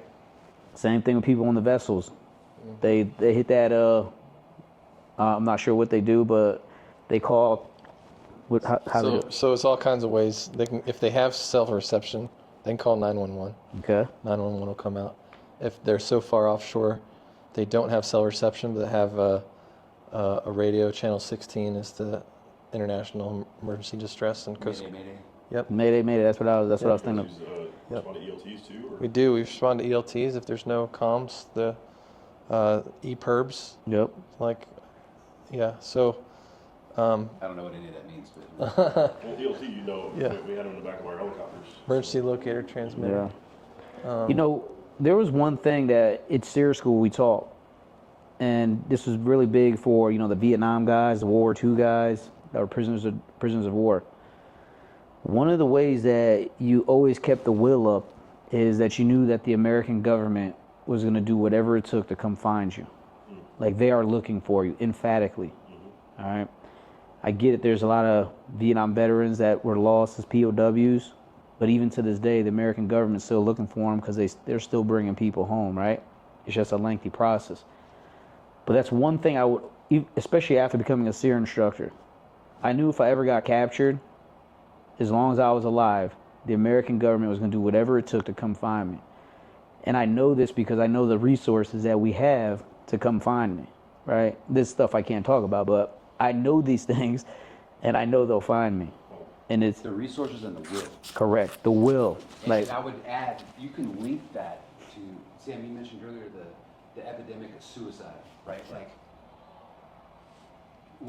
what in my experience, what brings that resilience is, how am I going to make it through this? It's about hope. Yep. Right? So There you go. not to be too preachy, but the Bible says faith, hope, and love. And the greatest of these is love, but hope is mentioned, and hope is powerful. And it's been that way for me, both in the Army and both in my broken marriage that I had, and for the majority of my first part of my life. But I had hope that for better. And I think it was, as I've read through many POW books, especially from Vietnam and Korea, they never gave up because they had hope. And I think that's one of the struggles that I see with the probably 10 people that I've lost to suicide. Correct. Most of them either in the Army, veterans, and it just drives me crazy. We talked about this in multiple episodes, I think, where most of us, you could talk to any one of us and we're going to say suicide's a bad thing, but I also know from experience that when you're in the darkness, you don't think clearly. Correct. And if there's a way that we can just help people to never give up hope, whether you're a prisoner of war, whether you're struggling with XYZ in your personal life, that's finances, immorality, depression, all the above, whatever makes somebody think that life would be better if they weren't there. And that's where, even at SEER school, when we taught students, that's where taking care of your buddy comes into play. Because I remember even at SEER, we taught the students that if you have to force feed your friend, you force feed your friend. Yeah. All right? You live for him if you have to. That's the level of sacrifice you have to have for people. That you're willing to force feed your friend because you know if he doesn't eat, he's going to die. Even when he doesn't see that light. Those are the type of things you have to do for people. And even on the civilian sector, now we're civilians, just checking on each other, right? Sending that text message, picking up the phone call, just always checking on each other. And I get it, we talked about it when we first started today. We're all busy living our own lives. And that's not even, I can't remember what episode it was, but we talked about it. It's really not our responsibility to try to save somebody, but we have to direct them to the resources to get saved, right? This is where 988 comes into play. When somebody reaches out, you answer the phone if you can and direct them in that light. Yeah. But we all, number one, we're not the professionals to really help somebody, right? We could take that person and guide them in the right light, get them to the resources. It's crazy. I just actually met a phone operator for 988. Her and I were talking. This happened 2 weeks ago. I said, what do you do? She says, oh, I'm an operator. I'm one of the intake operators for 988. I was like, holy shit. I was like, do you know how much I advocate that number? And I just told her I was a veteran, and she was saying how much they help. But from a friend standpoint, father standpoint, whatever standpoint, whatever that relationship we have to make sure that we're not carrying that burden but at least helping our friend get that help, right? That's the most important thing. Can I chime in? I don't know how. No, can I chime in? Yeah. So I'm sorry. Hopefully I can. I'm in frame. I already looked. I peeked. And I'm in frame right here. Hopefully the darkness in your sweater, I still show up. But just listening to this stuff, man, it's hard to just sit behind the camera as a veteran and listen and have so many of these things kind of come up. I don't have a lot of the merits that a lot of you guys sitting here have. You know, I was just an infantry guy in 03 to 04. And we've seen some stuff that I'd rather not see again, you know what I mean? But I think when it comes down to looking out for your buddy and not having all the answers, sometimes it's even stopping your buddy from talking about a mission that was just completed, right? Or seeing something, whether it be a bunch of casualties, because we came in right after third ID, so there was a lot of stuff going on. It was like, man, this is eye-opening. We go out on missions, we do multiple raids as an infantry guy, and when we get back to the fob, they're talking about it. 2 days later, they're talking about it. It's like, yo, you have to stop talking about it. You know what I mean? It's done. Just like we said earlier, anxiety is talking about the future, or is thinking about the past over and over and over again. For me, even now, after 21 years of service, as a photographer running my own business, I hate to say this, but I don't keep a calendar a lot of the times because I don't like looking at it because I get anxious, right? Seeing this on the calendar earmarked over a month out, anxious. This morning, waking up knowing I had to produce and put on, do I have everything? Do I got all my batteries? Do I have wind socks? You know what I mean? It just builds that anxiety. So knowing that I have a shoot the next day, I don't sleep very well at night. I'll be up 2 or 3 hours before my alarm goes off because I built that anxiety of performing and being at my peak and making sure customers are satisfied. Are they going to be satisfied no matter what all you do, you know? So I think as a veteran, man, we learn to kind of put a callus on a lot of that stuff. Yeah. And it's not until you get put into another situation that scab kind of gets pulled back and it opens up all these different emotions and feelings and these anxieties and it's tough. So for the civilians, when you talk to a veteran about it, a lot of times we don't, like you said, we don't want to talk about it. I've never been that guy to sit here and wear badges and patches and this. I didn't even want the DV plates on my car. You know what I mean? But once I saw that, registration is free, I was like, give me 2 of them. You know what I mean? But no, I just think there are some guys, like you said, the ones that are struggling the most are the ones that still wear a lot of, the guys that put their 214 on the back of their trucks and, all those things. They just keep reliving it. And I think that's just mentally, it's a badge of honor for them. But at the same time, it's the same reason I'm not part of any VFWs, all the other things that you could be a part of, because I don't want to sit down with a whole bunch of Army and veteran folks talking about Army and military for another 6 hours over a beer playing some pool. You know what I mean? So. Yeah. I hope I didn't really ruin y'all's episode, but at the same time, it's like it's hard to sit behind the camera and be like, oh man, I want to say something here. But I think it's an interesting discussion, man, because some people just need to let it go. Yeah. But some people it's healthy for them to process. Yep. Process. Yeah. I think that's one of the best things I've seen about Heroes Have Wings. Is the therapy that the soldier or the airman or whoever's on the show that they have after it's done. Yeah. They've all come back to me and said, hey, Jason, me talking about that and getting that off my chest has really made me feel good or feel better, right? So it's like Jamie was saying, sometimes it gets to a point where talking about it is good, but if they're stuck into that, I call it the hamster wheel, just constantly talking about it, they have to go get help. And that's when they have to call the 988s, go to the VA, get a psychiatrist / therapist, group therapy. There's so many resources out there that alone is overwhelming, right? Where do I even start? But yeah, I agree. I think talking about it is good, but to what extent, right? Right. Yeah. So.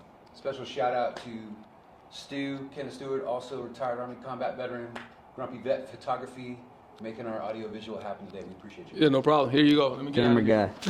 Camera guy today, right? Camera guy, I love it. So I need a one-word answer on this one, okay? What is something you never said out loud about leadership in combat? One word? Something. It could be a phrase, but keep it like something I've never said about leadership in combat. Mm-hmm.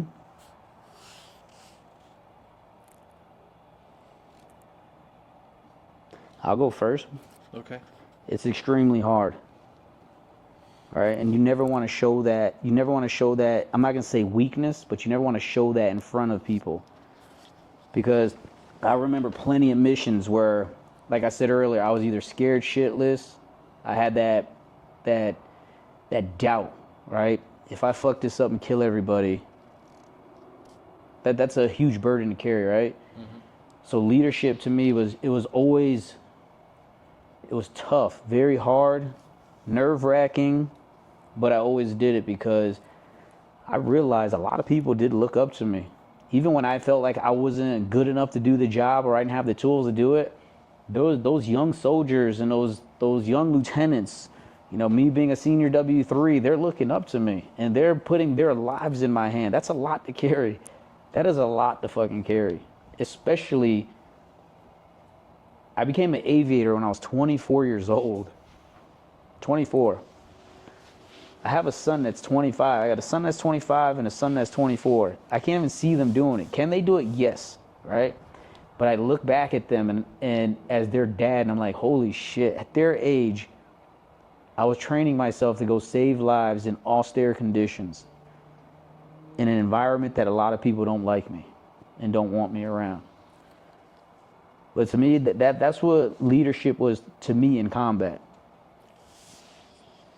Yeah, mine would be similar to yours, where leadership in combat matters. And it matters specifically in aviation and risk assessment. And sometimes that meant letting somebody down in the terms of their ego. Mm-hmm. Or where, so like, oh wait, we didn't lose a single helicopter. Sorry, we didn't lose a single person. Mm-hmm. We lost helicopters. Yeah. We didn't lose a single person. And a testament to that was in my opinion, was the unpopular notion that those that were less experienced were not allowed to fly in specific mission sets or under specific illumination. Now, that's still not popular because the guys that I love will complain about, well, how was I ever supposed to get the experience? Well, they got it now, and it's just through time and reps, you know. So I think that it matters, and I think it matters when it comes to the risk mitigation measures and being honest with people, even if that's not a popular sentiment. Yeah. I think one of the biggest disconnects, and it's not only in 2008, because I just had somebody on the show recently, and they experienced the same thing, 2015 deployment. Same issue. I think where the disconnect is, and I'm not saying you or anyone else, I think the disconnect is the intent behind it, right? I think people's intent has to be in the right place, especially from a leadership position. When you have people that are, especially leadership, and once again, not you, because I think you were an amazing commander, but we did have command elements that were very boastful and things, right? They didn't handle things well, and it was top down. It's just not one individual that I'm thinking about, but it was several of them. I think when you put off a stigma or a perception that you do certain things because you're more worried about the outcome and the praise and the awards you're going to get instead of the true intent behind the mission, I think that's where a lot of the young guys, they became disdained and they were angry about it because there were certain things that they could have done, right? But they weren't allowed to do. Yeah. And when you have people that are boastful about it, and then we've all seen it. People getting combat action badges for bullshit, right? We've all seen it. But there's nothing we can do about it. It's just the nature of the game. That's I don't have one for the record. I don't have a combat action badge. It's just the nature of the industry. 5 years. But I think that was the biggest disconnect. But I agree with you. Risk mitigation is a huge thing. Huge thing. It's even, I mean, we could over-risk something, right? But I think that's where a lot of the younger guys were, because they used to voice it to me all the time. Me, I really didn't care. I was like, whatever, man, I'll get my time when I get it. It got on my nerve a little bit, but Yeah. It is what it is, right? So, but I agree with you. I think risk mitigation is very, very important. Very important. All right, let's all right, we're gonna shift gears again, all right? So what did the military give you that nothing else ever could? And what did it take from you that you'll never get back? And I want a good answer. I don't want time with the wife and birthdays. We all know that. Like, really think about this. What did the Army give you? Right? What did the military give you that nothing else could have? I already know my answer on that one. And what did it take from you that you'll never get back? I would say what it gave me was confidence and more of an inner strength. You know, as I look back at life and some of the things I experienced before the military, you know, would I've been able to stand on my 2 feet and be able to do it? You know, stand through the test of time and take handle what I need to handle.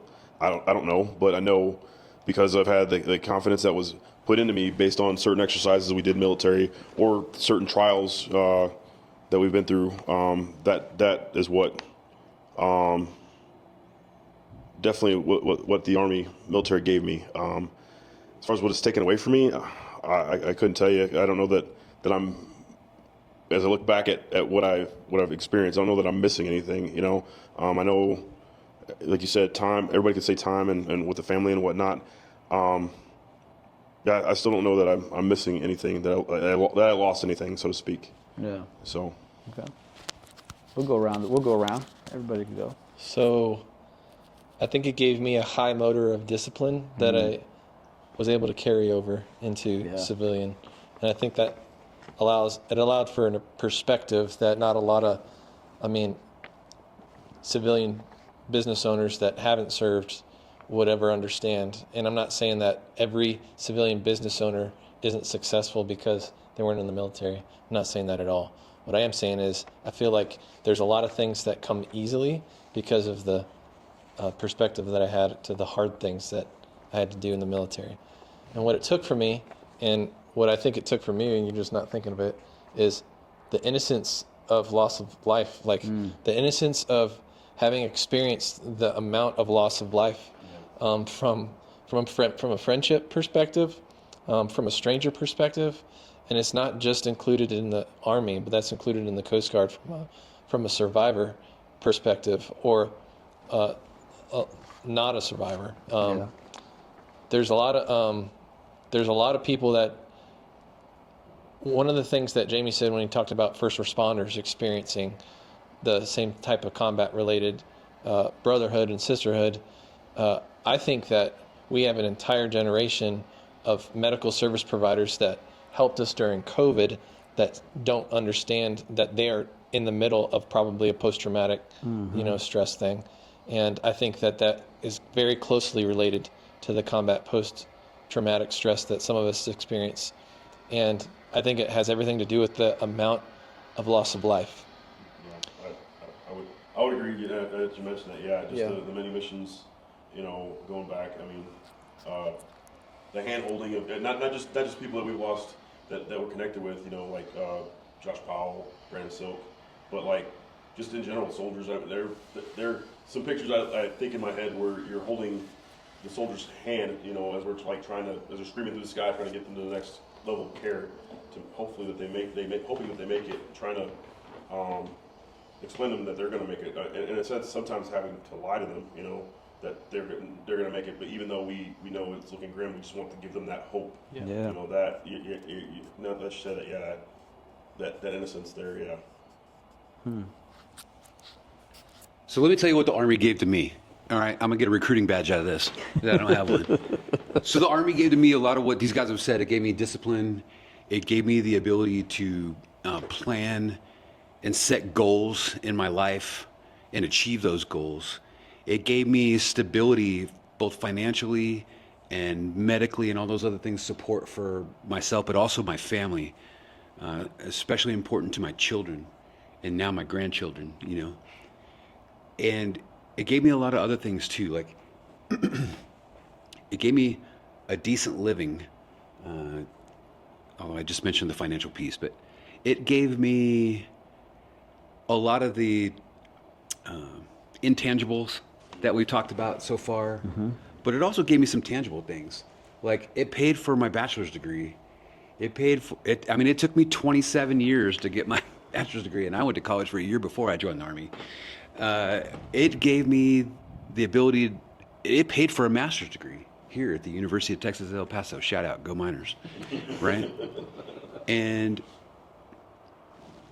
it gave me the ability. I was able to stay long enough to retire that I can earn a pension for the rest of my life. And there's not a lot of professions that offer pensions anymore because they're expensive. Everything's shifted to a 401k. And I appreciate a 401k and an IRA. Shout out to my financial advisor, Cheryl. Appreciate you. I love dropping plugs. But I mean, there's so much. There really is so much opportunity in the military. And I don't care if you do 3 years or 30 years. I'm not saying this for everybody.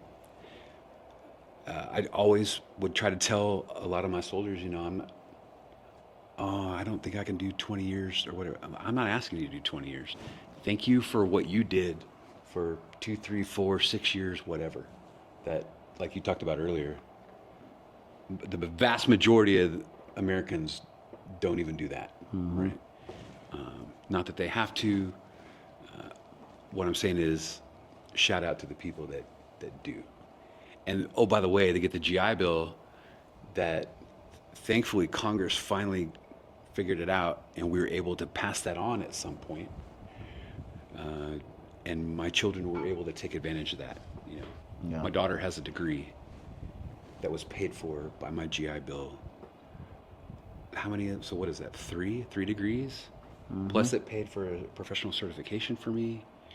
Look at all the stuff that the VA does for us, and I'm not just talking about disability compensation, but all the programs. We were talking this morning about some of the education programs and things that are out there.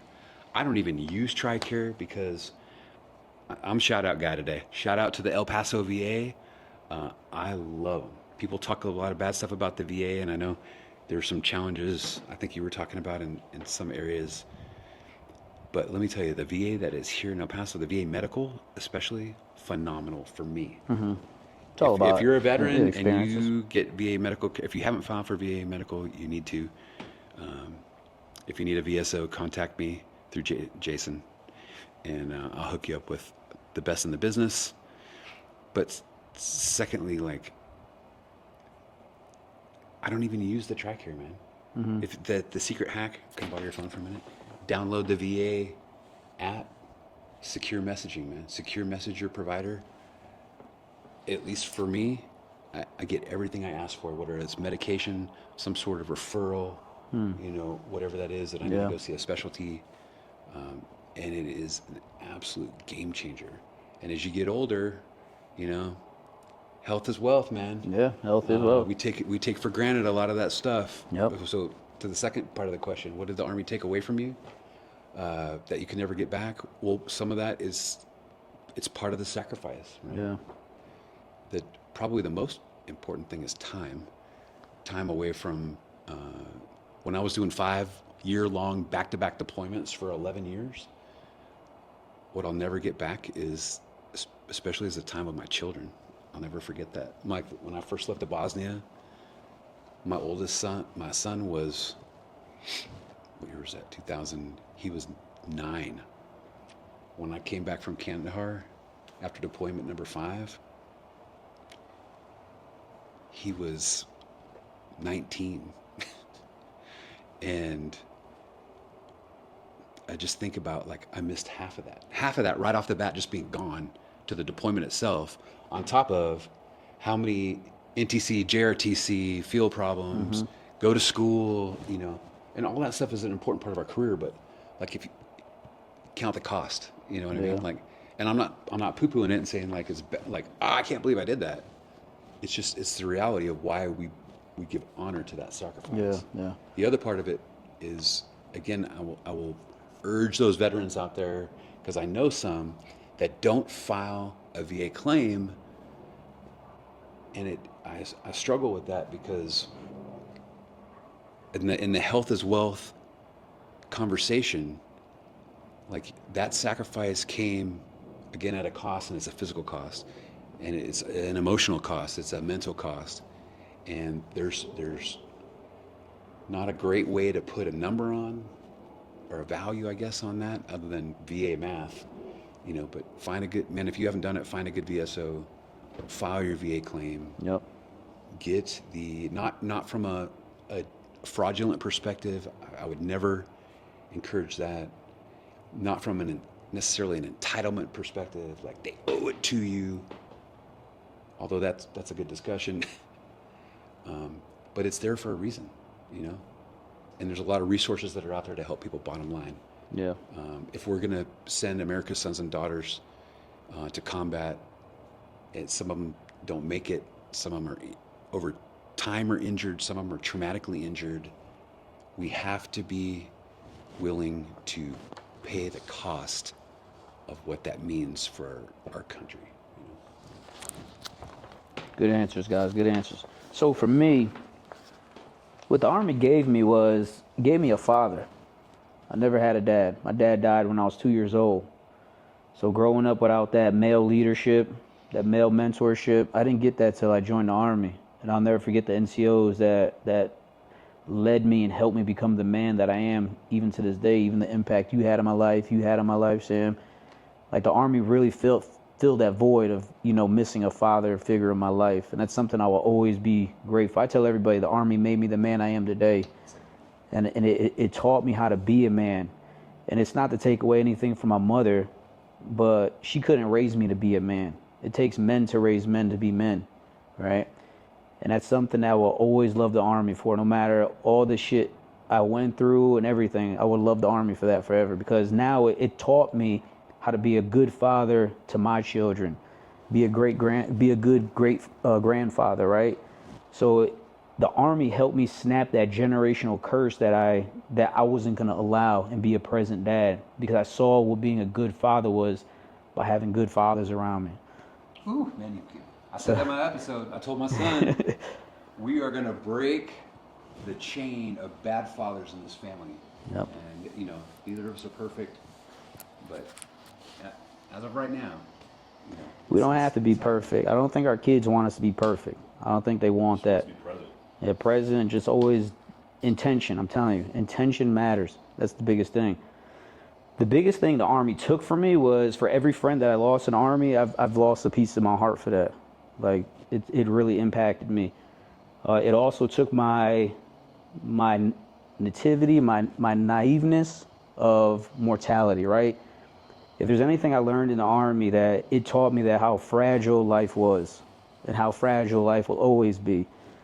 And people always ask me when I show up to work, Jason, why are you always cheerful and happy? I said, man, my life could end in an instant. In an instant. And we all know that, especially Jones, we pick those people up in a medevac. They're perfectly fine, right? But we don't realize that gunshot severed their aorta and they're bleeding out at a high rate of speed. But they're fine. You can't see anything, but they cut them open, they're pretty much dead. There's nothing you can do about it. And just that right there, the Army made me realize that if you don't appreciate every day, and I'm not saying this in a corny aspect, like, I wake up every day, I do wake up every day grateful that I have another day. But it reminds me that hug the people that you love, make sure you tell them you love them, and just try to enjoy your day no matter how much we're living life, because life is hard. We're all gonna live life hard, but there's different levels of hard, right? And we've seen darkness, but we're still here, we're still pushing every day. So those are the two things the Army really taught me. And it's one of my close friends, his son wants to join the National Guard, and his dad's not down for it, but I'm an advocate for it. If there's one thing everybody in the military experiences, is that one day we're going to get out. If it's 4 years, 2 years, 15, 36, 40, 50, whatever, we all get out of the military. Okay? So that's something I really want to talk about. What part of your identity was the hardest to rebuild after service? I really want you guys to think about that. For me, I spent my whole young adult life. I went from high school, did a year of community college, then I spent the next 15 and a half years in the Army. So my whole life, my whole identity was the Army.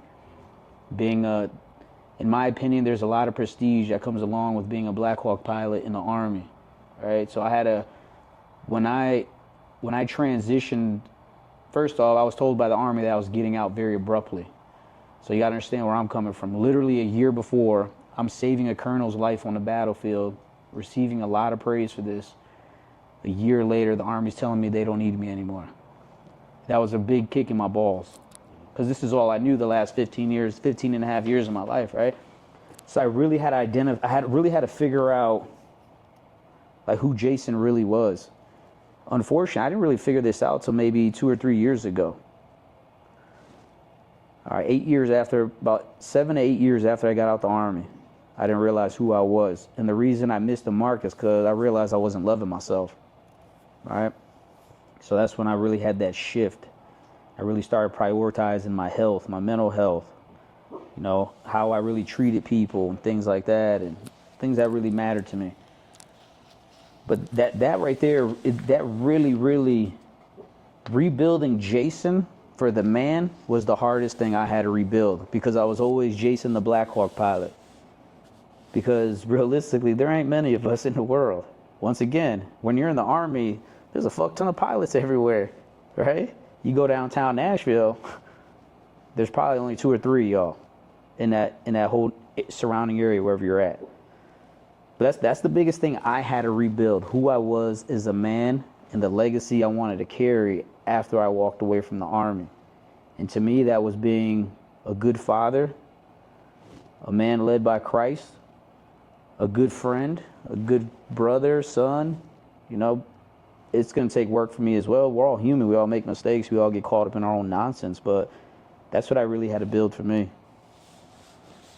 Sam? Similar. It wasn't necessarily the Black Hawk pilot thing, but from my perspective, even from when I transitioned from the Army to the Coast Guard, and the Coast Guard, I became a subject matter expert on that helicopter and on maintenance management, and I was leading teams to save lives and leading teams to conduct counter narcotics operations. And I was at the peak of my career.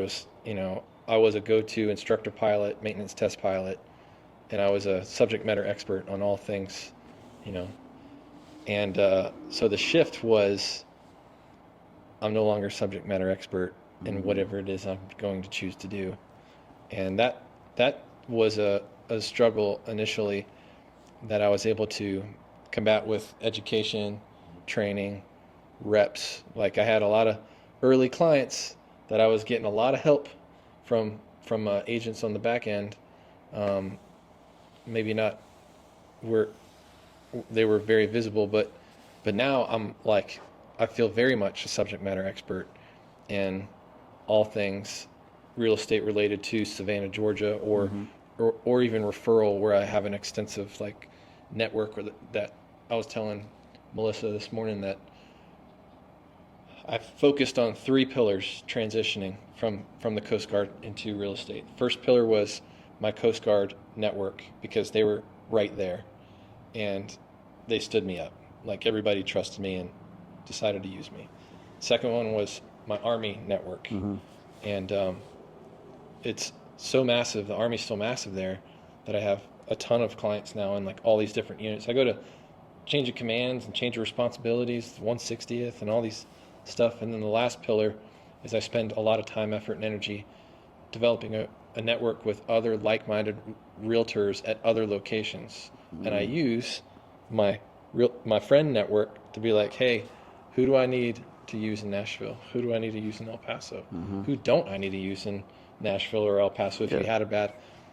So I took those 3 pillars, I attacked it, and then I use, believe it or not, real estate is very, very large in coaching. We have a national coaching conference that we go to every year in Dallas, and we get coaching twice a month from a real estate coach, very similar to a business coach. Yeah. And taking it seriously and being, understanding as a small business owner, you're going to live or die by your actions every day, right? So would you have hired yourself today knowing what it is that you did today? Would you hire you? So you got to be honest with yourself. Yeah. And so I say all that to say the dip for me, the valley, was not being a subject matter expert and pressing that reset button on whatever industry. Yeah. You know. That's tough. The hardest part as far as transition goes is, when I went into the military, my goal was to basically stay until Uncle Sam pushed me out. So I was hoping for 20 years. And I was ready to go full bore on doing everything. I wanted to be the crew chief. I wanted to eventually become a warrant officer, a maintenance test pilot. That was my goal that I set for myself. And then life kind of gets in the way. You gotta take into account how it affects your family, not just you. Your support structure. The deployments, the time away does take a toll. As we talked about before, does take a toll on your family. So you kind of have to make those sacrifices. We talk about being present in your kids' lives. I needed to be present for my son as he was transitioning into being a teenager. He needed that fatherly guidance. There. So just kind of identifying who I was as I was getting out, because I was looking to identify, as you guys said, Sean Jones, the career military soldier, and whatever aspect that was supposed to be. I felt I was starting to finally gain traction towards the end of my career on getting that promotion, to the next level. And then I had to make that, that fork in the road. I need to go this way instead of going that way. So in a sense, in my mind, I kind of felt like a failure because I didn't progress that next point of view, But then as I look back on the accomplishments that I had while I was in, being I guess an FISI, a flight instructor, teaching the crew members how to do their jobs, that was an accomplishment in itself. There are not many E4 FIs that we had, so that was one thing that I had, like looking back on. So it wasn't necessarily a failure. It was just, hey, there was different forms of success, I guess. So then thinking about taking that into the real world, what am I going to do? Who's Sean Jones, the civilian now? Like I said, I hadn't been in as long as you guys, but still 6 years for me is a lot. As I look back at it, I've only had like 4 jobs in my adult life. There are many people who've had like 20 jobs in their adult life. So what's that next step? And luckily, I was able to have people in my corner that were also veterans as well that kind of brought me into the fold in my next phase, so to speak, and help nurture that leadership experience and the training that I'd already been learning from you guys, that came before me. But helping bring that out of me more as a civilian and helping coach and mentor, not necessarily just veterans, but civilians too, and as a leader, growing in that position. And then everything's about change and transition in life. I just went through a whole change and transition too. I left my previous job. Now I'm in a new job. So I'm still in that transition phase. What's next? So I'm still working on that redemption. For me, like, who really is who's Sean Jones? Who's Sean Jones going to be 10 years from now? I know we talked about in the past podcast that I wanted to get into some things when I start my own business, more of an entrepreneurial spirit a little bit. I'm still trying to figure that out. What direction do I want to go for that? So that's still a work in progress. Just like I always feel like I'm always in a work in progress. With my fitness, my health, what's next? For me and my family. So Yeah. All right. So in transition, what I would share is, for me, it's 2 P's. First is peace. There's a lot of all the good stuff that we talked about today. There's a lot of emotional baggage as well that can come from the sacrifice, the service, dealing with people in general. If anybody's ever worked in a customer service role, you might understand. And it isn't just about the Army, it's about life, right? So as we mentioned previously, and I mentioned briefly in my first episode, is that 6 years ago now, I went through a divorce from a 26-year marriage. And I definitely don't say that as something to be proud of. And I'm not here to trash my ex or anything like that. There was issues going on there that, like, I didn't have peace in my life from that part of it. And after years decades of effort and prayer and all that stuff to try to fix it, I just realized that like you can't change another person. You can't. So true. So, you know, some things happened. We, unfortunately, ended the marriage. I ended the marriage. But the purpose in that was trying to look into the future, knowing that I only had another year left in the Army, and that there was going to have to be life after the Army, and I just didn't want to go through the chaos and the emotional and sometimes physical abuse that some of us can take all the way back to our childhood. And live like that for the rest of my life, you know, and so that was a part of it, and I'm thankful to God that a year later, He brought Melissa and I together, and you know, it completely like changed my life, the non-Army part of my life, you know, and I'm very thankful that what that all means to my children and her children and the grandchildren and all that, you know, the next chapter of what that is. But she's part of it.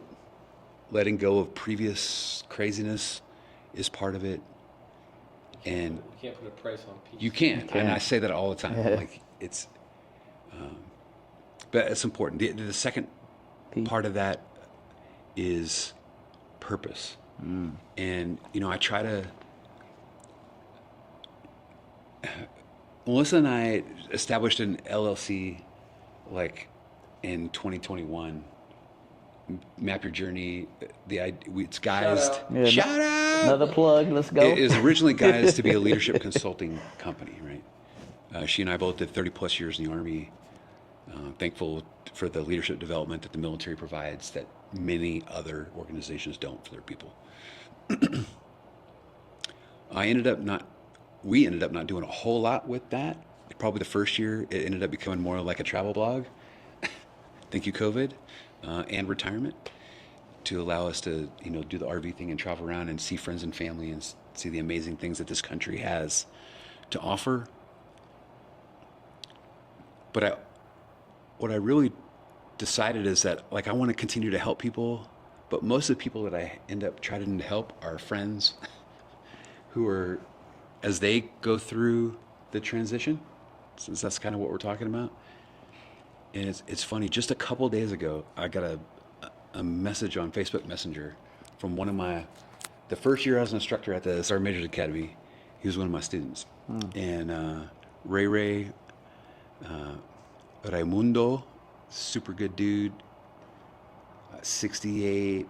He's gonna stab me in the face for not remembering. He's a medical logistician by trade.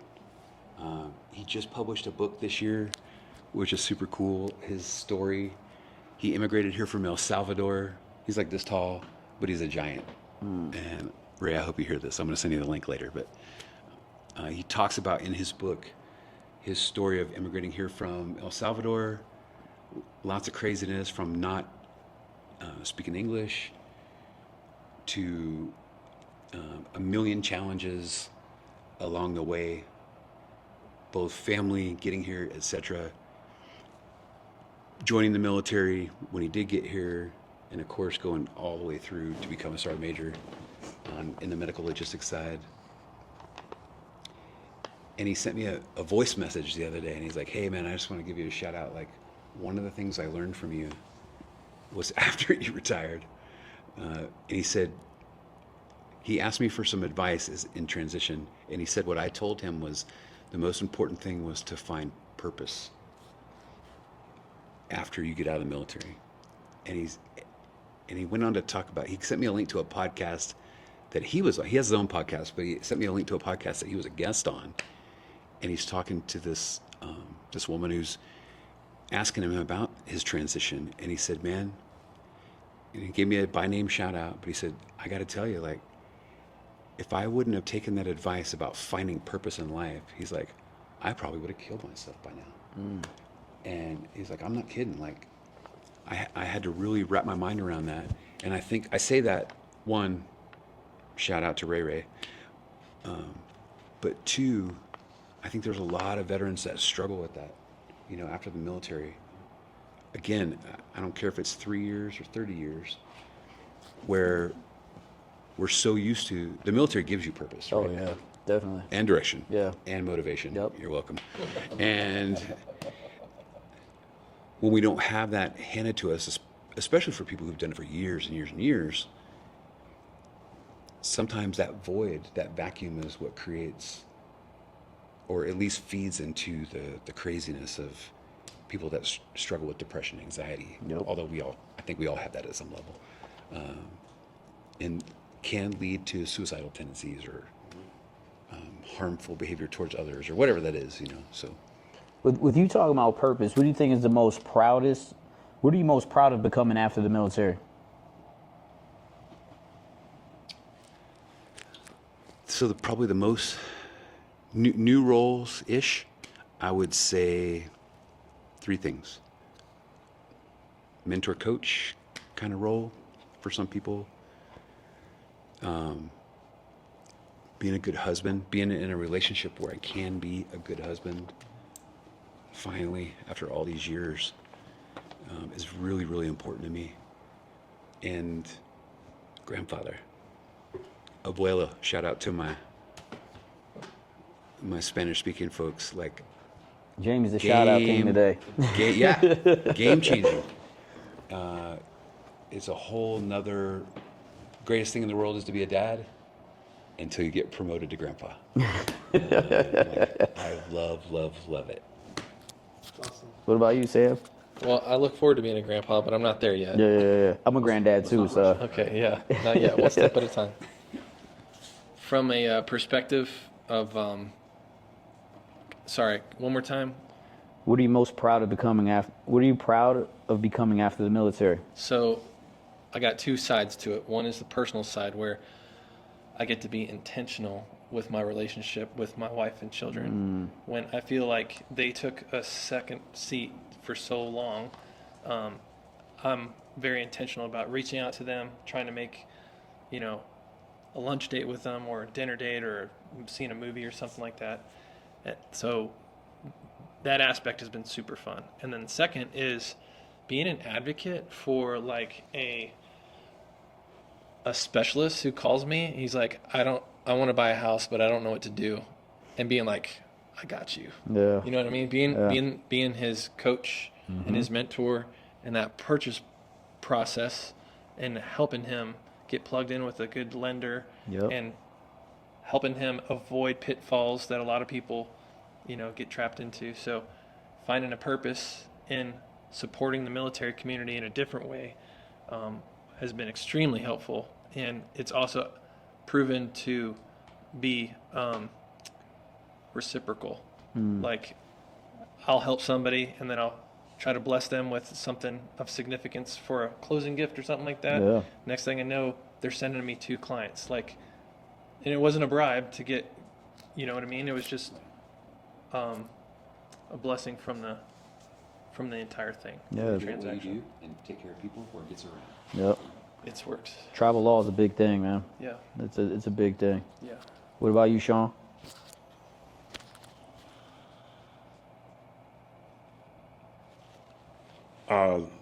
I think the biggest thing is becoming a better husband, connecting with my wife. I think every relationship has its phases. When I first enlisted in the Army, we were at that separation phase where we thought we were going to be. That was it. More or less focus on raising our child, co-parenting.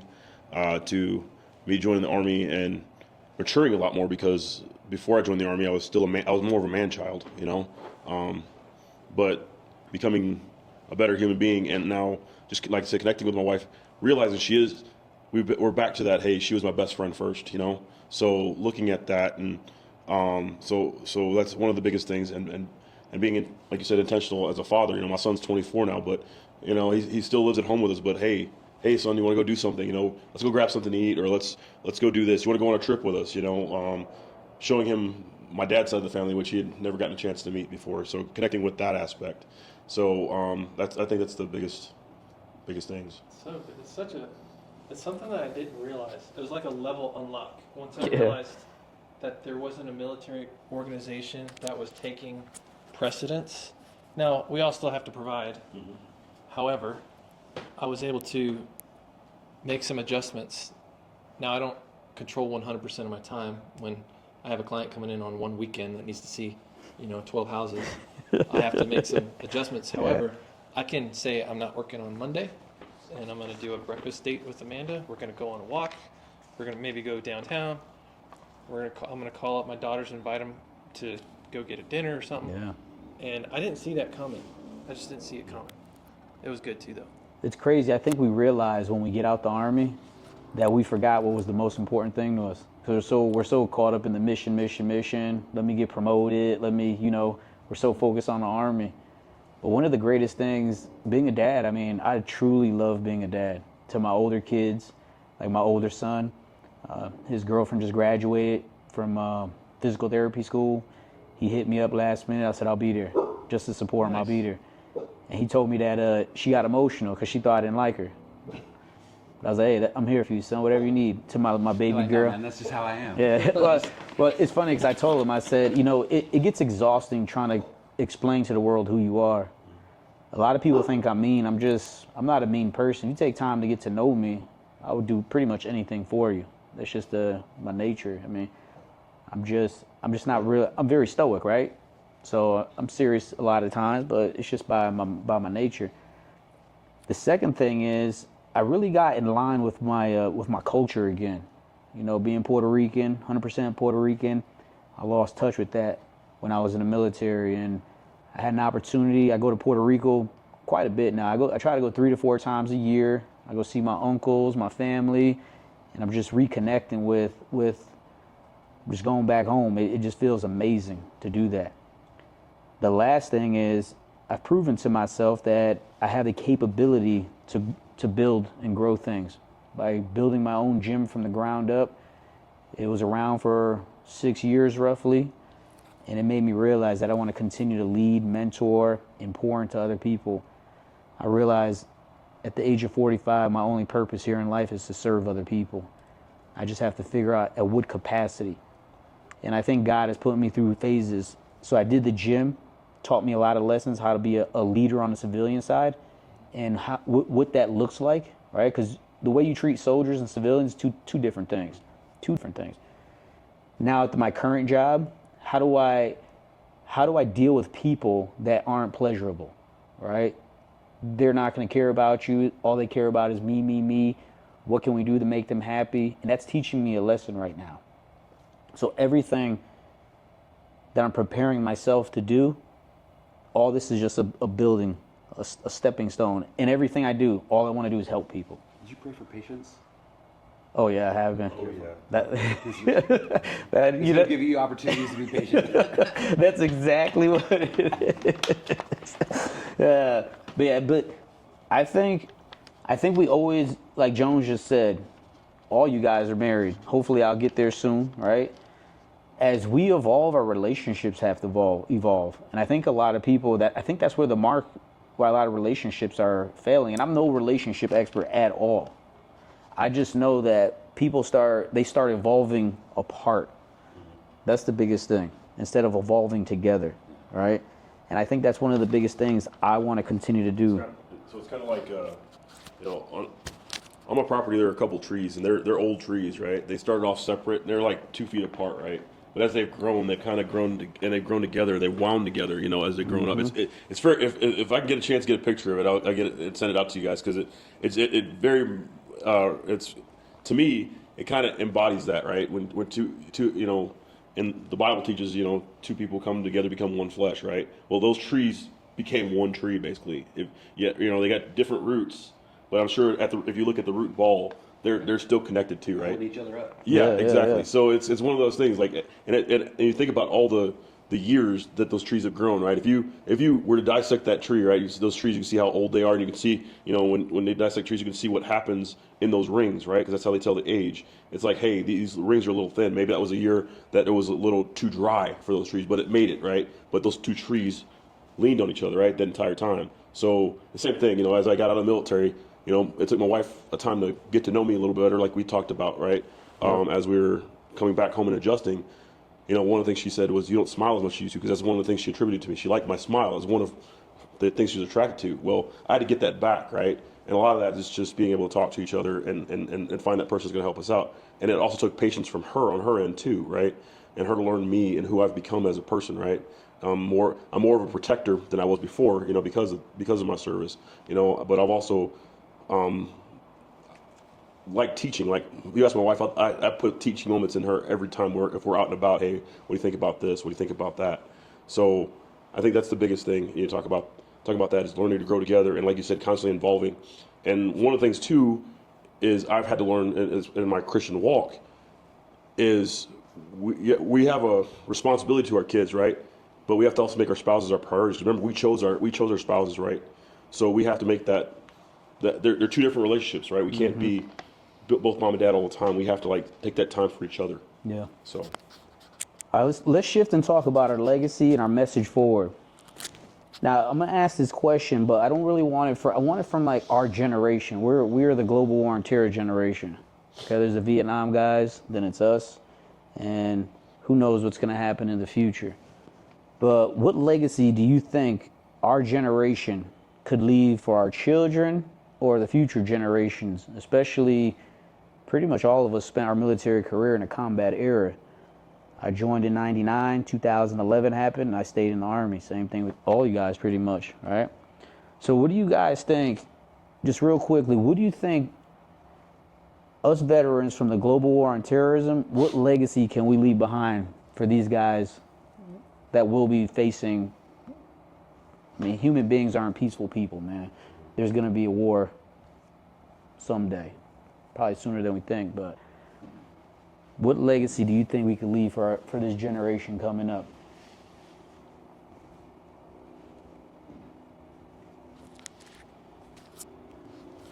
So I got a couple things, and the first one ties into the previous question and this one. One of the most rewarding experiences I ever had in the Army was when I got to go to PCC at Fort Leavenworth for my CSM time. And What's PCC? PCC is pre-command course. CSM is Command Sergeant Major. It's like a miracle that I ever made that. But anyway, it's a lot of investing into the people that come through there. And what I really loved, even though they told us we had to work the first weekend, was the first weekend was totally like a coaching seminar. And they had all these retired general officers and senior retired sergeant majors come in that were, pretty good with people in the coaching space. It was a contract, but still they were good at what they did. And one of the exercises, I'll never forget, it's probably proprietary, so don't sell this, but they had us pick out 5 values, pick 5 things that is most important in your life. They had some cards you could flip through, to get some ideas. It was just one word, things like faith, loyalty, whatever. You could pick Army values. Yeah. You could pick, there's lots of different things you could do. And then in the exercise, he said, okay, and then, you have your 5 words written down. We said these are the most important things in my life, right? Not just in the Army, but in my life. And then next it was, you needed to write a short phrase for each word that said how you could bring that word, that value into action. So if faith was the value I wanted to talk about, one of them, then maybe, for example, stay connected to God, or whatever you decide for your perspective. And so there was a phrase like that for each of the 5 values. And then in the last phase, we took those 5 phrases and tried to form them into a paragraph that was like a life purpose statement. right? And I don't remember my word for word, but I still have the card that I keep in my wallet, right? So, but it was something like, live a life, staying connected to God. Of course, family was important. Legacy, as you mentioned in this segment, was an important part of what I wanted to do for my family. Also for the people that I had interacted with in my military career in life. But, so, I mean, that was awesome in itself. But for the first time, I kept that card. For the first time in my life, they're like, hey, so, a few times a year, pull that card out and use it as a metric for, am I living my life in a way that I said, these are the 5 most important things in my life? And, to kind of do some self-analysis and realize, am I doing it? And if you're not doing it, what can you do to get back on track? I mean, you said these are the 5 most important things in your life, not just the Army, but your life. Are you doing what you said is the most important? And I caught myself in a few things. I was like, I'm not. Like, we say family's important, and then we work 100 hours a week, Yeah. And what I really took away from that was, whatever tool you use, for me, until I actually wrote it down, I thought about it, wrote it down, and then reflected back on it over and over, was the first time. Because without that structure, like, I just was kind of floating along with life. And How could you use that to help out the generation, though? so that's what I'm saying, is like, I would offer that to them. Oh, okay. Right. Okay. So it doesn't have to be that tool. I would just say that it takes some time, figure out what is most important in your life. Yeah. And then you can use that to structure how you're going to live out life as best you can. I got it. Work's going to make you do some things that may not line up perfectly with what you say is most important. But if you say family time is very important, then you need to look at your calendar, right? And for some people, that's like scheduling date night or something with the kids or the grandkids or whatever. It kind of goes back to what we're taught: improvise, adapt, and overcome. Take that and apply that towards your life. What's important to you.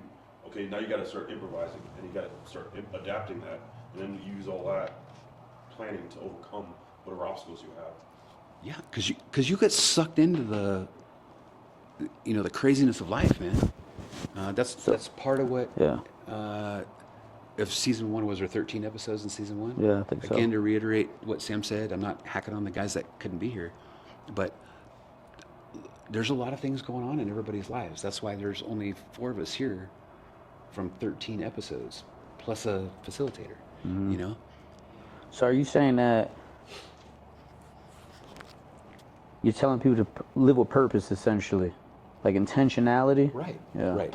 So yeah, thank you for the clarification. So again, if you're able to figure out what's most important to you in life, I don't want to try to define how you do that, but whatever that looks like for you, how can you figure out a methodology to implement that into your life, and then also to periodically go back and say, am I doing what I said was the most important things in life? And if not, how can I get back on track? Yeah. So purpose, intentionality, and self-accountability. Love it. Okay. Sam? Well, I'll take that and I'll just build onto it. In order to do that, you've got to shed things. So in order to shed the things, and those things are going to be things you want to do. Watching Netflix and playing video games are enjoyable. Correct. But if you're constantly droning out to that and not making intentional reach outs to those loved ones or your friends, if that's part of your purpose as well, and the distraction that exists in today's world is unlike anything I think we experienced at our kids' age. Correct. Like, I find myself doom scrolling, and I specifically made an intentional point when at the first of the year I wrote down a bunch of stuff that I wanted to do, and to Jamie's credit, I have to go back at that list and make sure, am I doing what I said I just was looked at gonna mine do. 2 days ago. It's crazy. Yeah. And I got from you that big post you posted at the beginning of the year. Yeah. I took your idea, copied, pasted it, and filled in my stuff. So thank you for that. That's awesome. Yeah. So those specifically those habits that you know are non-producing habits. I'm not saying that every single minute of your life has to be lived down to the minute to make sure you're not relaxing, because that's a part of a healthy balance too, is making sure that you have some downtime, but making sure that downtime doesn't overtake those things that we say are important to us. And specifically, they're going to have to weed out the distractions, and that's easier said than done. Specifically when you want to talk about what it takes to leave a legacy that you want. Very easy. I'll give you an example, 2 examples of intentional purpose for me this year that I was failing in years past, and that is reading my Bible every day and praying every day. Do I miss it some days? Yeah, I do. But I reflect at the list and I'm like, okay, I'm not doing. So I have my Bible intentionally set out where I know I'll be able to read it, and then intentionally pray every day, and you could do that for free anytime. So those are 2 things that I knew that in my Christian walk that I would need to do, that God calls us to do, that I knew I wasn't doing very well previous to the beginning of this year. I read a quote one time that says something like the greatest failure or something like that in life is spending so much time on things that don't matter. Oh, yeah. And It's that whole thing I say, are you busy or productive? yeah, right. We could be busy all day doing nothing. I think about things like the Eisenhower matrix, Yep. urgent versus important. These are all tools that can help us focus. Once we get those priorities established, to help you focus on what's really important in life. I agree. Because life is short. Jones, if I got another question. If a young soldier or medic listens to this reunion 10 years from now, what do you want them to hear in our voice today? I want them to hear the relationships matter in life. I mean, no matter how introverted you are, when we've learned that in 2020 when everybody, the lockdowns are happening, a lot of people, as far as their mental health, are going because they're having problems with mental health because they were going it alone, right? That human interaction, that human touch. No matter how introverted you are, you still need to depend on each other, lean on each other, right? That's one of the things that we do. And we talked about this at the very beginning. Sometimes we it's kind of hard for us to reach out to one another, but we have to be intentional about relying on one another. That's human beings in general. We're all tribal, right? This is our tribe, right? Yep. So that's how we take care of our mental health. That's how we take care of each other in general. Is looking after one another. So be intentional about that, and like I said, lean on each other. Don't try to go it alone. That's what's going to help. That's what's going to help you in the end, no matter what. So. Yeah. I know. I was listening to either a podcast or reading an article. They said the number 1 illness in this country right now is loneliness, and COVID exacerbated that issue. Right? A lot of people are lonely, especially during holidays. Think about how many people are lonely during Thanksgiving and Christmas. It's coming. And it's coming. It's right down. This is probably the loneliest time of the year for a lot of people. Yeah. Because they just don't have family, whatever the case may be. But relationships, if there's one thing I learned from the military, and there's one thing I want to voice for the generation 10 years from now to know, is that we all need somebody. I don't care who you are. If you got Elon Musk, all the money he has, he needs somebody. He got that money from other people. Yeah. People working for him. He didn't get that on his own, right? And the next thing is we need people and we need relationships. That's the bottom line. We need those 2 things. And the moment we realize that, I think we could start tearing down a lot of separation that's going on now. I think one thing we've missed in this country, we forgot that it's the United States, right? We're the United States for a reason, because our founding fathers knew the importance of us being united, not separated the way we are. So relationships are very, very important. I want you guys to finish this sentence. We'll go around the room. We'll start with Jones first because he has the microphone. Service taught me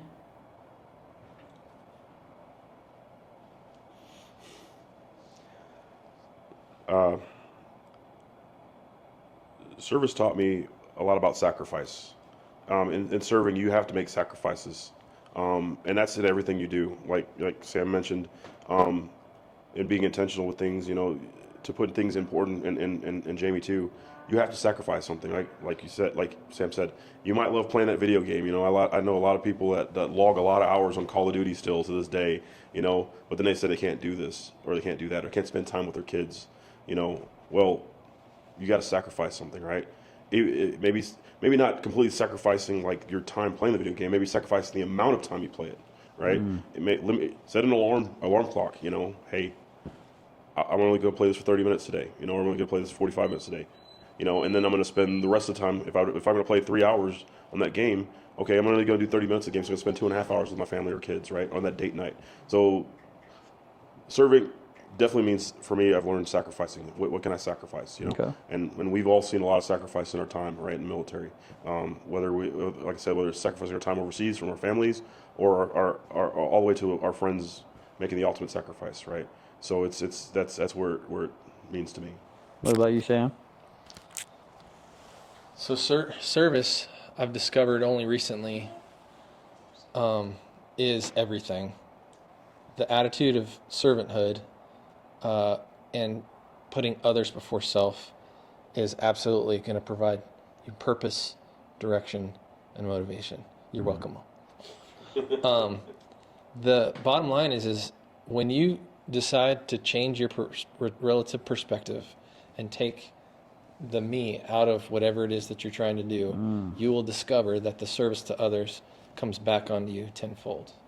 Just like I was saying earlier, with clients that I serve with zero intention of, I do it because it's what I'm supposed to do, but I do it in a selfless way and a joyful way. And serving others is so much more meaningful and purposeful than those people that don't realize. Damn. All right, we're gonna do a quick lightning round, all right, to wrap things up.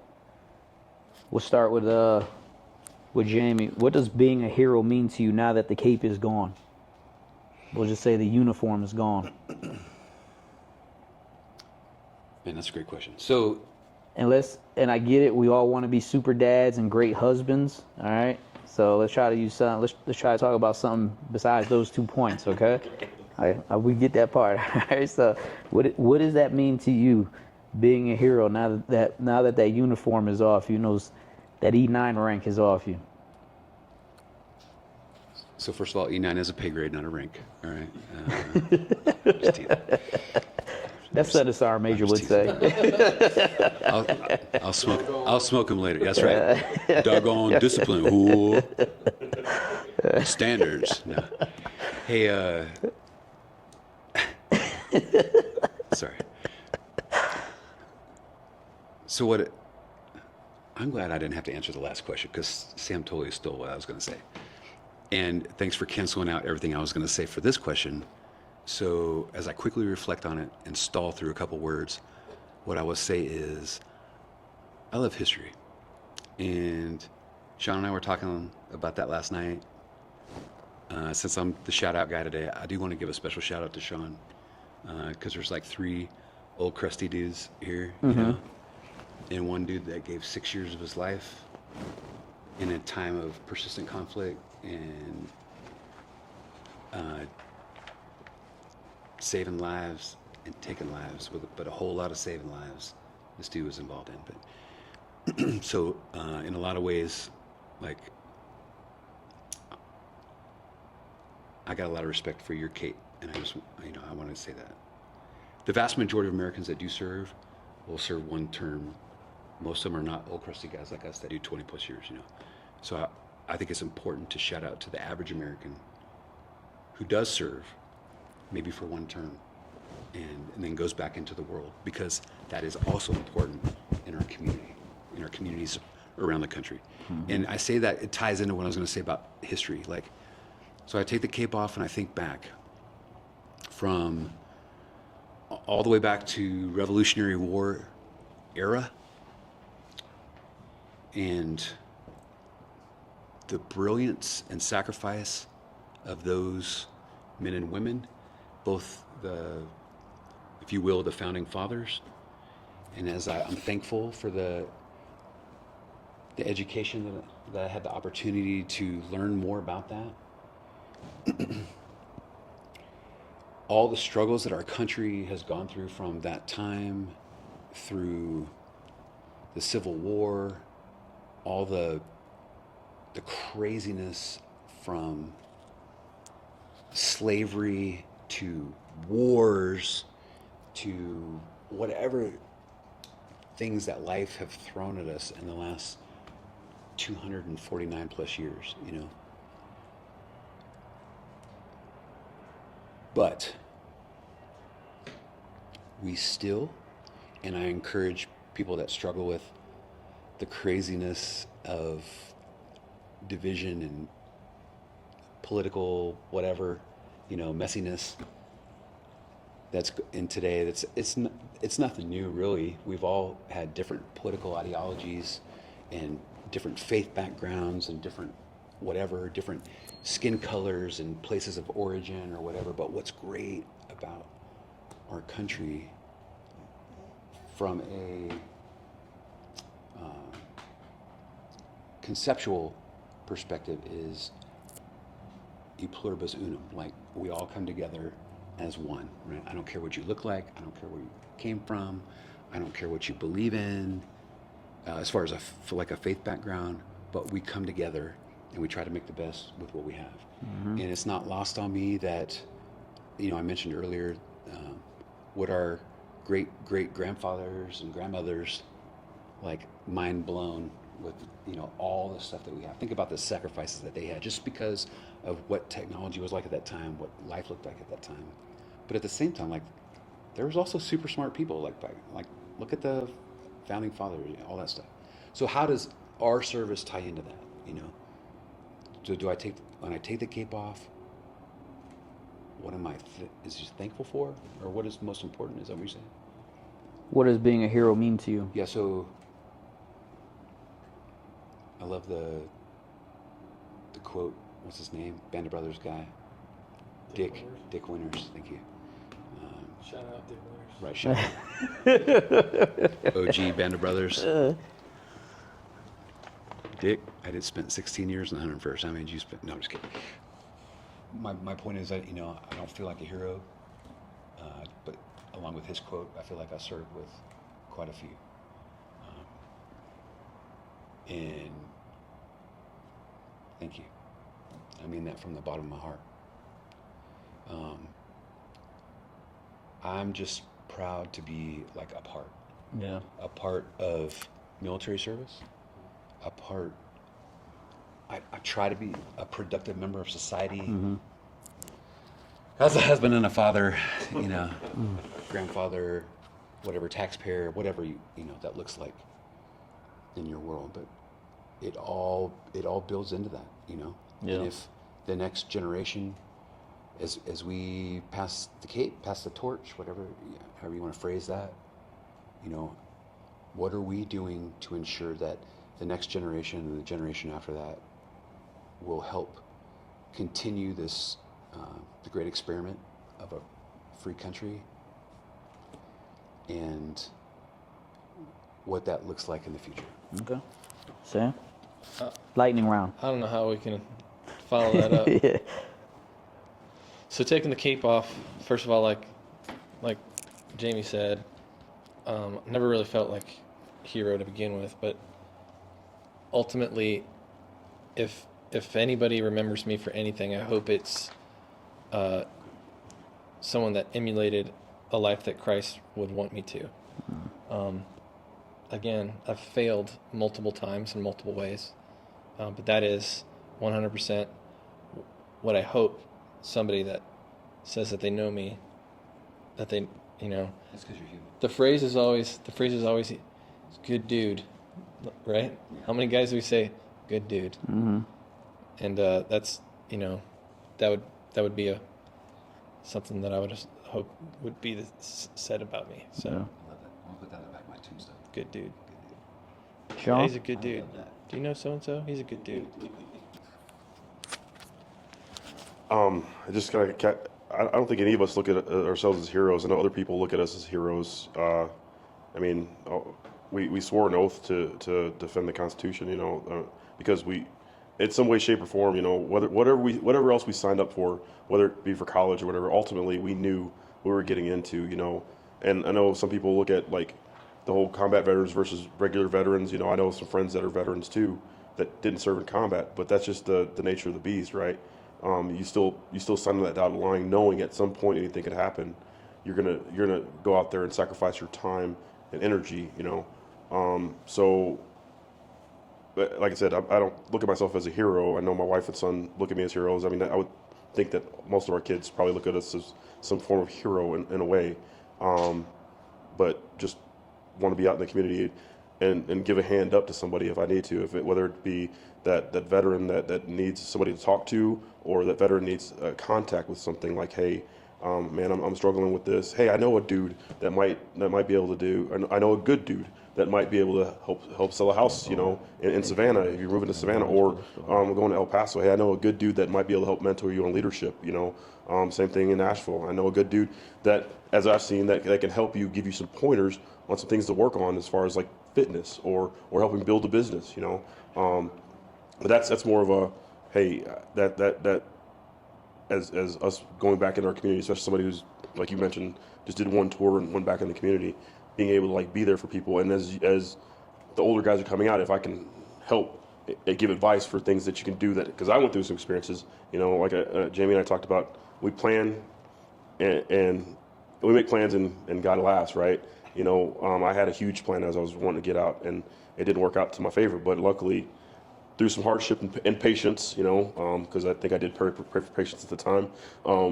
I was able to get through a lot of that, and move on and gain some more experience and some knowledge and figure out. It didn't work out in your favor, despite your plans. Yeah, you're right. It did. So, but like I said, I don't look at myself as a hero, and a shout out to my wife and son, because I know that's one of the things they did for me Father's Day. There was a superhero Hall of Fame that they inducted me into. Got a nice cup and stuff. And it's on the internet and everything. I'll show you guys the. Yeah, that's very cool. That's very cool. Put a link in the comments. So for me, what does it mean? What does being a hero mean to you? Well, me, now that the cape is gone, what it means to me is to make sure that the generation, that I give them the tools that they need to be successful. I think a lot of us have a wealth of knowledge, and if we're not out there teaching people, then we're not really, carrying our legacy, like pushing our legacy forward. I think it's important that we teach people around us that being kind to people is okay. If people don't believe the things you believe, it's okay, right? If we have different opinions, it's okay. All these things are okay. And I think that being a hero, that we voice those things to people, that it's okay. Like, everything's not a big deal. I live by that philosophy right now. Not everything's a big deal. If someone thinks differently from you, that's not a big deal. It's okay. Okay, no matter what anybody tells you. So that's what it's really about for me. Just the experience I've gained in the last 45 years, what am I going to leave for the next generation and be intentional about? Because we all have a lot to offer. We just may think we don't, and in the process, we talk ourselves out of teaching people. But I think education is very important. I learned this on March 5th. I keep talking about it. The importance of oral history. We have this illusion that if it doesn't come from ChatGPT and Google, it's not a real thing. And it's unfortunate, because no matter what you Google on ChatGPT or Google, whatever the case may be, you can't experience Afghanistan until you've been in Afghanistan, right? You can't experience Iraq or any other part of the world until you've actually been there, no matter how many pictures you look at. So I think we as human beings, we need to start really trying to start trusting each other a little more. And that if Jamie tells me the sun is setting right now, I may want to believe him, because he's seen the sunset 1,000 times. So he may know what he's talking about, right? I shouldn't have to go Google. I shouldn't have to go Google it or ChatGPT it to verify that. And I think that's where we're really falling into this disconnect with human beings. It's very troubling when the owner of ChatGPT said that he can't even believe that people believe ChatGPT at the level that they do right now. He's blown away. It was on a 60 Minutes. All right. He also said that his children will never be smarter than AI. Think about that. Something that we created, we will never be smarter than. And if you don't think that's a problem, then once again, you got to really do some soul searching, man. We created something that could really cause big problems for us later. That kind of goes back to what Jamie was saying too, and I believe it was said here, as technology's improved, kind of we not saying that we are dumber, but just kind of we've become less intelligent, I guess, as a species. We're relying, you mentioned ChatGPT, relying on ChatGPT instead of us going out and doing the research. Remember, Yeah. I remember like now when I ask a question of somebody that I'm friends with, they'll tell me GTS that, Google that shit, right? Yeah. Well, I remember back in the day when I'm like doing a report, my parents bought me an Encyclopedia Britannica, like a whole set. I just go do my research there, go to the library and start looking at books, kind of what I was doing when I was in college. Like, what are my references, I did use Google for some of those references, but what I would do is, hey, let me see what this says. Okay, now I'm going to go look at the references they give me, and I'm going to start reading for myself what those are. Yeah. Now we got ChatGPT that's, like you said, kicking a lot of stuff out. How do we know that that's true stuff? Because a lot of stuff can be manipulated too. So Correct. Well, gentlemen, it's been an interesting last 3 hours. I appreciate your time today. All right. Like I do in every show, I appreciate all you guys spending your time to do this for me, coming out here, sharing your thoughts of wisdom, your experience. And I think we have to make sure, we have to remember that just because we're not on the tip of the spear anymore doesn't mean we're not a part of the weapon, right? Just our position in life changes. That's all that happens. We're still a part of it. We're just in a different location right now. So just continue to do great things. That's my biggest thing. You guys need anything from me, just reach out, y'all. You guys have my number, and just continue doing great things, all right? Thank you for tuning in. We did something different this time. Continue to like, share, spread the page, spread the word. Let's continue to grow the page so we can keep getting veterans on here so they can share their legacies. Continue to help support the channel. I appreciate you guys and everything you do. You guys have a good night, and we'll see you next episode. Thank you for tuning in to Heroes Have Wings, where we honor the extraordinary stories of grit, sacrifice, and resilience. Remember, every hero's journey starts with a single step, so take yours today. If you love this episode, like, subscribe, leave a review, and share it with someone who needs to hear it. Until next time, keep pushing limits, breaking barriers, and living your truth. I'm your host, Jason Santiago, and this is Heroes Have Wings, where legends rise.